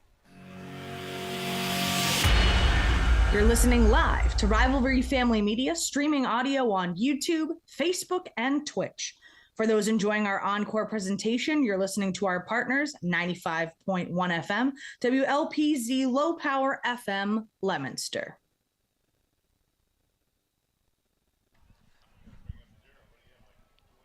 Continuing on here at historic Doyle Field, Todd Robbins, Bill Thomas, Kate Robbins, and you. Great to have you along with us here for our post-game extra. 27-0, Leominster tops Nashoba here at Doyle Field tonight on a chilly fall evening, and so much more to come. What a season that is developing for Leominster, and I'll bring Kate Robbins in as she is back at RFM HQ in Studio P. And Kate, I think before we get delving too much into the numbers off of this one, the first question that I have here is Leominster goes to 3-0 and picks up the 12th win in the Devin Gates era across his 4 seasons, is going to be at 3-0, and with the way they have handled their first 3 games, only allowing 6 points and accruing a lot of points, which certainly is part of that equation for postseason. Is this schedule lining up for the ultimate disappointment where Leominster doesn't have enough power ratings points to qualify for the postseason? And that's actually quite an interesting question because, as you said right now, their opponents in Fitchburg, their opponents in Nashoba, and then as you're going down this schedule week to week to week, as you said, they could very well find themselves in the same situation that Algonquin found themselves in last year. I mean, that would presume that Leominster has a couple of losses or 1 loss, but let's make no mistake about it. Is it possible? Yes, they could essentially go lossless, and they may not make the playoffs based on the power rating, considering the lineup, their Central Mass schedule. Now, mind you, they do have an incredibly strong Wachusett game coming up and an incredibly strong Shrewsbury team who won again tonight to wrap up their regular season. But I think it's going to be very close until they get to the nitty-gritty of around weeks 7 and 8. And that will be the question du jour, is that, are they able to accrue enough points in order to appear competitive and qualify for the postseason. It's one of the funny things about how this whole formula is standing. And of course, right now, if you look at the scores from this week, obviously the 27-0 win over Nashoba. Nashoba had lost 27-7 to Grafton, a perennial playoff team, and then won 10-0 over Longmeadow, a perennial playoff team. But then you look at Doherty, who was 1-1 when they came in here last week. Haven't heard how they're doing tonight, but Kate, you'll get that, I'm sure, in the postgame. And then Fitchburg, who is right now just getting blown up by Shepherd Hill at Crocker Field. Once again, they've surrendered another 34 points, scoring 19 in their own right, but that's through 3 quarters in what is, a football game not lining up the right way for Fitchburg. And I think if you were coming into this 2022 fall season and thinking, gee, Leominster would be 3-0 and Fitchburg would be winless, you had to have been clairvoyant, because there is just the tea leaves did not point in that direction. No, it certainly didn't, and Fitchburg had been gaining momentum over the last handful of years, so this is kind of an aberration that we're seeing them struggling so mightily. Now, when we get to their final score, they're still in progress as of right now. This week, at least, they're scoring quite a few points, but their defense is about as porous as Swiss cheese right now. They're letting everything through. Indeed it is. And Kate, we're going to get back to you in one moment here. I got a special guest joining me up here in the booth. Delmar Wright is joining us up here in the broadcast booth. And Delmar, great to have you along with us here on RFM Audio. And another great win for the Blue Devils, 27-0. And right now, there is a confluence of great things happening for your team. You've got great defense, feeding a lot of enthusiasm into an offense that is racking up the points. Everything is just coalescing really well. Yes, sir. Thank you for having me. This first half we started off really slow, but then after halftime, coach was telling us just step in our lines, do what we need to do. We've been practicing all week, and we did put up 13 more points in the second half. We could have put up way more, but we got the win. That's all that matters. How important was that first half of action? We said on the broadcast it sort of humanized you. It reminds you that you are human. And after scoring 90 points through 2 weeks, you were going to face some resistance. And tonight, you faced some challenges. Yeah, we've been talking about it for the last 2 weeks. We're going to play way, way, way better teams, more coaching, and more people in the box like you've seen tonight. We had to get ready for that all week, practicing-wise. And then we were controlling that. And certainly seemed to perform very well. You got tasked tonight with a little bit of a different job. Of course, you are available in punt formation, but you were kicking off some tonight as well. And Coach Gates had told us in the pregame a lot of it had to do with your style and the way you can pick your spots. What is that like? It's a completely different discipline for somebody who plays line most of the time. Yeah, I used to play kicker when I was younger, so I'm getting used to it again because my dad taught me when I was younger. So it's good to know where to put the ball. It wasn't exactly where I wanted to go most of the time. So let's talk about the defensive side of your game a little bit, because I don't think we spend enough time talking about defense this year because the offense has been such a standout headline. The defense continues to pitch. 6 in week 1, and that goes back to the first quarter of the game against Fitchburg. Shutout last week, shutout this week. Defense. These offenses are not finding a lot of holes. Yeah. Coach Manoni, Coach Martin, they tell us every single time, fill our gaps, and our linebackers are going to help us in the secondary. And our DBs, Steven Diaz did an amazing job tackling on the outside. Every single time they would get out the contains. So that was an amazing job. That's why we don't let up any points on our team. Delmar Wright joining us up here. Well, Delmar, next week it's a trip on the road. This will be your first long-distance road trip of the 2022 season down to Shepherd Hill, and that's another team that loves to be physical on the football field. You guys looking forward to going back to the film room and getting ready for next week? Yes, we are. We're ready for more competition, more points. Hopefully not letting up any more points for the rest of the season. I love the goal. Everybody's going to have goals. Delmar Wright joining us up here on RFM Audio. Thank you, sir, and congratulations. Thank you. 27-0. Leominster over Nashoba. And great to hear the excitement, Kate, in their voices as they look forward to getting back at it for next week. Kate, why don't you give us the stats from this one? Bill Thomas is actually, Kate, I'm sorry, stand by. Joining us now, Leominster High School head coach Devin Gates down on the field with Bill Thomas. And coach, we just heard it from Delmar Wright. Fill our gaps, and we're going to be successful. And successful you were once again. Your defense pitched another 0 tonight. Yeah, defense lights out. They had a great play on the kids. They're real confident in what we're doing right now on defense, and it allows them to come tee off and really and play aggressive and play sound. And They did a great job tonight. Great play with Coach Maloney. The coaches all helped execute it. So really proud of our defense tonight. How about the other side of the ball tonight, Coach? You know, we talked a little bit about it. You knew adversity was coming. There was going to be adversity. And that first half, sure, you put up 14 points, but there was adversity. Team fumbled the football. Team threw an interception. You faced a lot of pressure up front. And what did you learn about your offense's resiliency in the first half? Well, they threw pretty much everything at us that we thought that they were going to try to slow us down. And, you know, and we came down to earth a little bit. We talked about them blitzing and bringing 8 guys, 7 guys sometimes, and they did that. And it forced us to make some bad decisions, to play a little bit tentative, and we made the adjustments at halftime that we needed to. We just said, hey, we're in control right now, and you guys just go out there and execute, and we're going to be fine. So everybody settled down. But we did make some mistakes we haven't made this year so far, and that kind of slowed us down a little bit. We're really proud of the way they came out the second half and just did what we talked about, executed, and put the deal away for us. An exciting opportunity here, Coach. Facing a little bit of adversity, get to go back, do a little coaching, do a little learning, and then prepare for next week on the road at Shepherd Hill. And we'll preview it all coming up on the Coach's Corner on Monday. Leominster High School head coach Devin Gates joining us down on the field tonight. Coach, thank you so much. Have a great weekend. I'm sure we'll see you out at the Johnny Appleseed Festival tomorrow. That's good. Talk to you later. And that's Leominster High School head coach Devin Gates down on the field. Thanks to our good friend Bill Thomas down there with the headphones and bringing him in with a little wireless technology. All right, Kate, I can now officially tag you back in on the broadcast for our final stats back at HQ. All right, let's take a look at those stats, team totals first.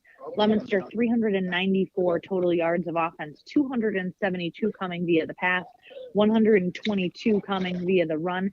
They had 46 plays on offense. The big problem, 3 turnovers on the night that Leominster had. They are not invincible. 3 turnovers may not get it done in some games later on in the season. I'm thinking against Wachusett. I'm thinking against Shrewsbury. That could become a real problem. On the Kate, I very rarely interrupt you, but I want to jump in there because I think this is a really great salient point to discuss, and that is if Nashoba could have capitalized offensively tonight. We said it during the broadcast. Ball game. Very different ball game. Yep. Very, very different ball game. And when you look down that schedule, again, Peabody is the big question we don't know a lot about, but you look at Algonquin, you look at Wachusett, you look at Shrewsbury. These are teams with offenses that have been proven already this year. They're going to be able to capitalize on those mistakes. And so, again, it's a learning opportunity for the team. Gives the coaches something to work with in practice each week. You're absolutely right about that, and that is something that they can at least point to right now. You were talking about it. Confidence, not cockiness. Those 3 turnovers are absolutely something. You can't be cocky about turning the ball over 3 times. And so I like the confidence that I'm hearing coming from the players. But like you said, there are things that they can improve on, and they're going to need to improve on once they get into the meat of their schedule, once they get to those higher division teams. Indeed they will. And Kate, while you're mentioning hearing it from the players, Bill Thomas sent us Delmar Wright tonight, and we had Ricky Encarnacion last week. But how great is it to just hear from these student athletes? And they are so well-spoken, and they don't get the kind of media training they get at college or they get in the professionals. These guys have already got the answers down. They've got their head in the right direction. The team motto is locked in, and I'm hearing a lot of locked in with every player I talk to. I think you're probably right about that. Kind of a nice thing to see that theme applied and discussed throughout the season. They have their marching orders. They've been working on their cliches. I'm here to another movie reference. Hello, Bull Durham. That's right. We'll say probably the ball club. Kevin Costner versus Keanu Reeves earlier. I think Kevin Costner much more to say a more legendary performance in Bull Durham. All right, Kate, other half of those stats. Right. All right, we'll take a look now at Nashoba's offensive production. 68 total yards on the night in 42 plays. They didn't have any turnovers, but they also didn't put any points on the board. Mike Guthrie from the quarterback spot tonight, he was 2 of 9, totaling 11 yards, averaging 5.5 yards per pitch and catch. That's the only notable other than Giorgio Diadomenico. He had 4 rushes on the evening. If we take a look at Leominster's side of the ball, however, individual notable statistics, Braden Martin out of the backfield, 8 rushes for 33 yards. Ricky Encarnacion had 4 rushes for 69 yards. We take a look at Osiris Lopez from the quarterback position. He was 18 of 23 passing. He completed 78% of his passes for 272 total yards of passing offense. 9 of those passes went to Ricky Encarnacion. He had 9 receptions, 175 yards receiving. Brian Aguilar had a 10-yard reception. Caden Drinkwater had 4 receptions for 29 yards. Braden Martin had a 10-yard reception. Makai Newton had a 7-yard reception. We're going to have to find out where he was tonight. Xavier Cora had a 41-yard reception as well. If we take a look at the scoring for Leominster, they had a touchdown in each of the 4 quarters. A 22-yard touchdown rush by Braden Martin in the first, a 20-yard touchdown reception by Encarnacion in the second, a 12-yard touchdown reception by Encarnacion in the third, and the 50-yard touchdown rush by Encarnacion in the fourth. So a lot of Ricky Encarnacion. I'm thinking that that's going to be my game ball before we even move any further on that. I feel like this is like keep away. Each week we try to figure out who's going to give out the first game ball so that they can hand out the obvious one. Kate hands out the game ball before she even finishes the stats. Oh, wait, I missed it. Who was it, Ricky Kate? Encarnacion. Ricky. Okay, so I missed the stat. I'm going to just ask one question. Did he have more than 300 all-purpose yards counting his special teams returns? I didn't have the special teams, but we had him at 244 offensive yards for Ricky rushing and receiving. Yeah, I saw him on the field. Give him 275 at least. I mentioned that he had close to 300 all-purpose. His eyes lit up like he didn't even realize he had such a good game. But he's so locked in. I can understand that. Kate, we'll get back to you. I'm sorry, I got interrupted there. Did you have another final stat? We cut you off. I have no other final stats. No, I've got your around the region ready to go, and we have a very upset little one. So whenever you're ready. Well, now that's a sad part of the story. That's a sad stat. I know.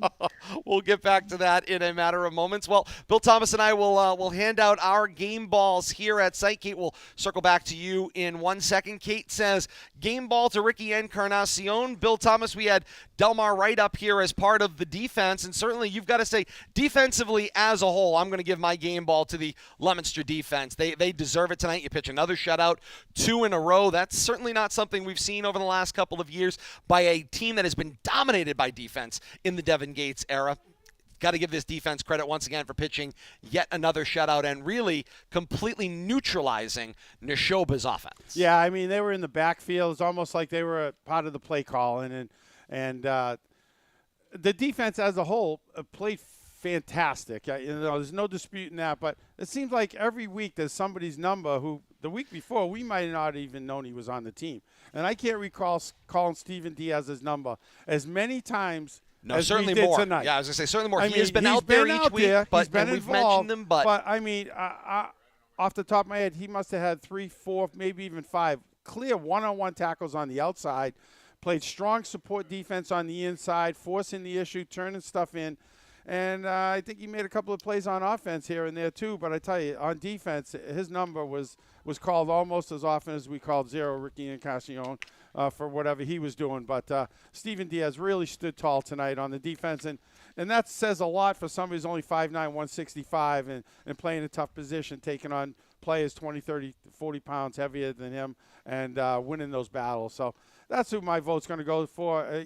Defense in general, but he was one of the defensive leaders tonight. No question about that. Steven Diaz turns in a great performance tonight on the defensive side of the football. Those are our game balls for performances by student athletes that change the fortunes for their respective teams. Let's take a final whip around the region here as we get to about 20 minutes past 9. These Leominster games have been cooking so fast, Kate. You've got fourth quarter scores. You don't have finals yet. I do have quite a few finals, though, so that's okay. We have some interesting numbers coming out as well. So we will do our final whip around the region if both of you are ready. Yeah, fire away. All right, we have a final. West Boylston over Valley Tech, 6-0 is your final there. I've got a fourth quarter score. Monty Tech right now on top of Gardner, 32-7.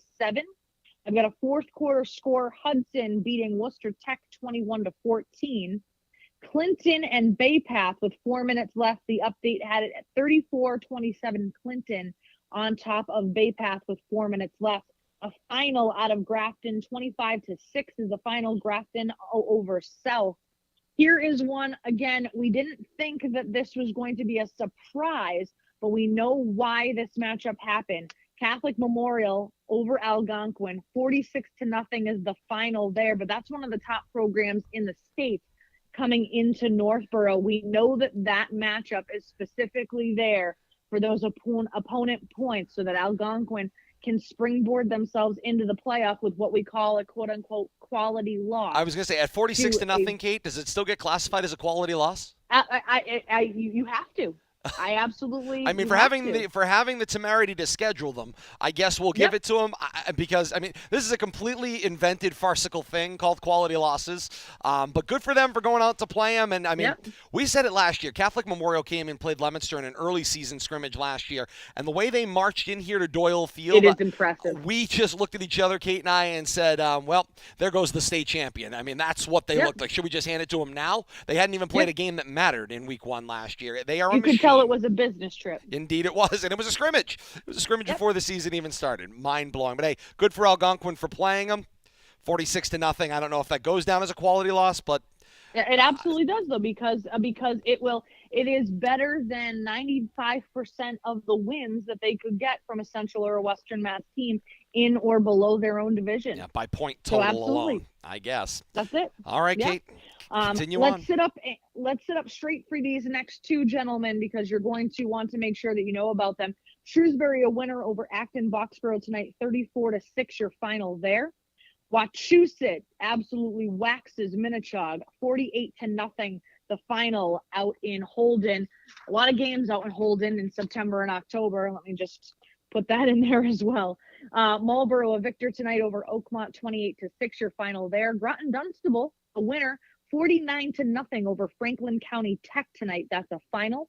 Millbury beating Kingsborough tonight, 21-19. Air Shirley in the fourth quarter on top of Lunenburg, 30-7. And I believe we are about to go final. 17 seconds remaining at Crocker Fields right now. Shepherd Hill going to be a victor, 41-19 over Fitchburg with a Hail Mary intercepted by Shepherd Hill at the goal line. So they're bringing that one back potentially all the way. They're at the 50.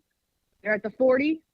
They're at the 30. One man in pursuit, and they're going to be taken down at the 8-yard line of Fitchburg on that interception. It was a Hail Mary with 17 seconds left. It was intercepted by one of the DBs for Shepherd Hill. He brought it back all the way to the Fitchburg 8-yard line. We've got 0-0. So that's now final out at Crocker. 41-19, your final. Shepherd Hill over Fitchburg. Great job out there, Kate, with the last-minute play-by-play call to complete the scoreboard. And, by the way, we thank Mike LeClaire out there for us as well, passing us information from that action out at Crocker Field tonight. And you, of course, Kate, are calling the play-by-play with our friends at FATV as well. So we thank them for the streaming partnership as well. And, Kate, great job as always. I'll turn you back over to Mr. P to sort things out. Thank you. Yeah, I got an upset Mr. P to go take care of. Time for the 3 Bs. That would be book. I don't know. And bed. I don't think we're anywhere close to that right now. Yeah. We got a 5-alarm fire. We're in soothe mode. That's so all much for book, bottle, and bed. That seemed like a really good plan. I think we need to wrap this up, Todd. She's calling for reinforcements, I believe, on the broadcast. All right, Kate. Thank you so much. I'll send them home as quick as I can, Kate. It's all right. I've got reinforcements here. We just got to get them to calm down. Oh, my. Great job, Kate. Thank you, Kate. Great job as always. Back at RFM HQ in Studio P. So what's next? It's a great question. RFM and our partners, we've got your listening and viewing options covered all weekend and on into next week. Encore presentations of tonight's broadcast are available all weekend, over the air Saturday at noon via our partners at 95.1 WLPZ and WLPZ.org. Streaming free via Live365.com. Search WLPZ LP 95.1. Sunday's encore presentation also available at noon, streaming via tucka56radio.com, TUCKA56radio.com, on Live 365 search Tucka56 Radio. Leominster TV's got your game replays throughout the weekend and on into and through next week. And then there's the Coach's Corner with Devin Gates, an all-new episode on Monday on these same RFM platforms, YouTube, Facebook Live, and Twitch. Wednesdays, Coach's Corner at 8 p.m. on Tucka 56 Radio and 95.1 FM WLPZ.org. You can get Coach's Corner on Thursday at 5 p.m. And, of course, you can check your local listings for time and information on that one. And then our next game action comes your way next week, doubleheader week here on RFM Audio. Starts first with Friday night. That is September the 30th, Bill Thomas. We're already looking at October on the calendar. On the road at Shepherd Hill, Leominster travels to Shepherd Hill for a 7 o'clock kickoff at Carmignati Field next Friday night. September the 30th, our countdown to kickoff begins on these same RFM platforms, YouTube, Facebook Live, and Twitch at 6 p.m. Leominster TV joins us at 6:30 from Carmignati Field to bring you the complete coverage for the night, beginning at 6:30 p.m. ahead of the 7 o'clock kickoff, Leominster at Shepherd Hill. Game 2 of our doubleheader is on Saturday. That's October the 1st. We head to the campus of Shrewsbury High School. Shrewsbury plays host to Algonquin. We'll have that action for you. It is a 6 o'clock kickoff at Shrewsbury next Saturday, October the 1st. Countdown to kickoff, 5 o'clock on Saturday night. We'll be out on the plaza, Bill Thomas. People can come out and say hello out on the plaza. That one will be exciting. Algonquin and Shrewsbury, two teams that are certainly going to be looking to beat up on one another locally, continue to build their resumes for the postseason, and they are two future Leominster opponents, as Leominster has Algonquin coming up in Week 6, Shrewsbury in Week 8, and we'll get an early look at them here in Week 4 of action. Yeah, I'm looking forward to next weekend. I think it's going to really say a lot about how the rest of the season is going to play out for pretty much all of Central Mass. These teams are all vying for the same set of playoff positions, and it's really going to be a test, especially for the freshman duo and along with the senior help that he has. You know, Lopez has played great, and the coach alluded to it tonight. The Wolves brought everything tonight. They're blitzing on every down and trying to disrupt everything they could, throwing everything they could at the freshman quarterback, and I thought he did very well. You know, he didn't panic. He didn't throw that, what I like to refer to as that panic interception. Sure. That we tend to see quarterbacks at this level throw. As soon as they start running around, they lose track of where their players are, and then they just throw up a duck with a hope and a prayer. Usually it comes down in opposition's arms, and you just kind of shake your head and ask yourself, why did you do that? But a lot going on in the player's head, and you're talking about a teenager. But Osiris Lopez is showing us he's playing well above his years, got his head on a swivel, watching everything going on. And next week is going to be a real test, maybe the first test. You know, we knew Nashoba had a defense, but offensively they've been struggling. So it wasn't – you didn't have to match them, so to speak. Sure. Get a couple of scores up there, let your defense take over. I think next week we're going to see a much different tone surrounding the game, a little more intensity on both sides of the ball.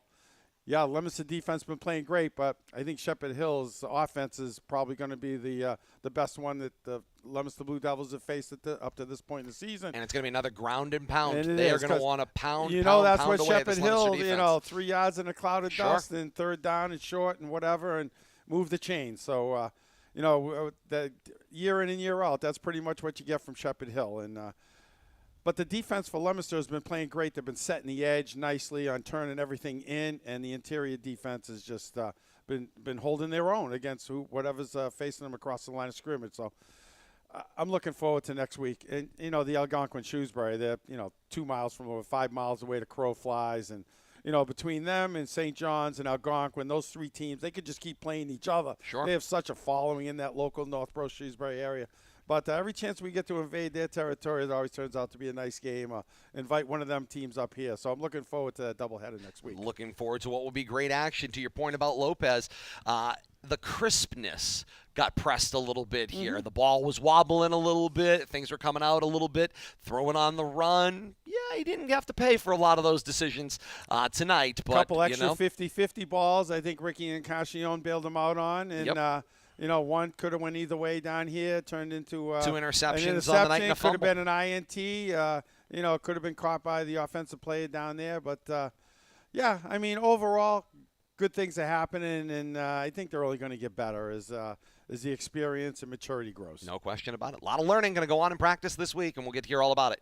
Coach's Corner on Monday night. Want to thank all of you so very much for sticking and staying with us here through this one. Whether you're joining us here live on RFM or in delay on 95.1 FM, WLPZ, or WLPZ.org, or Tucka56radio.com and Tucka56 Radio on Live 365. Hope you've enjoyed the complete broadcast wherever you were and however you took it in, and we're looking forward to this doubleheader coming up next week. Want to thank Kate Robbins back at Master Control, doing a fantastic job with our stats and bringing us the information as well as our score updates from around the region. For Kate Robbins, Bill Thomas, I am Todd Robbins, saying thank you so very much for joining us. Get on out to the Johnny Appleseed Festival tomorrow and enjoy a great day wherever you are around the region. It is the ultimate in fall celebrations here in Leominster. And we'll talk to you on the Coach's Corner on Monday night. Until next week, we say so long, everybody. Tradition, legacy, history. These words all describe a player, coach, or contributor's impact on a game, program, or generation. Each week this season, student athletes of this generation will square off with the goal of best representing their community today or for years to come. Neil O'Connor finds Jake Elaine. Alan Glennie quarterbacks his ball club. Delakiai's in the end zone. And calling signals, Dave Palazzi. John Ulecki. Warren Muir. LeQueer. Jack Rodequins. Bobby Mativier. Jason Toomley. Devin Gates. Quentin Tiggs. Cortez Ludden. D. Geronimo. Stephanides. Sean Dupuis. McDonald. Graham. Quentin Perkins. Geraldo Rivera. Gray makes the catch in the end zone for the touchdown. Who will have their name weaved among the tapestry of legends? Who can add their name among the football greatest in Central Massachusetts? You'll find out right here on RFM.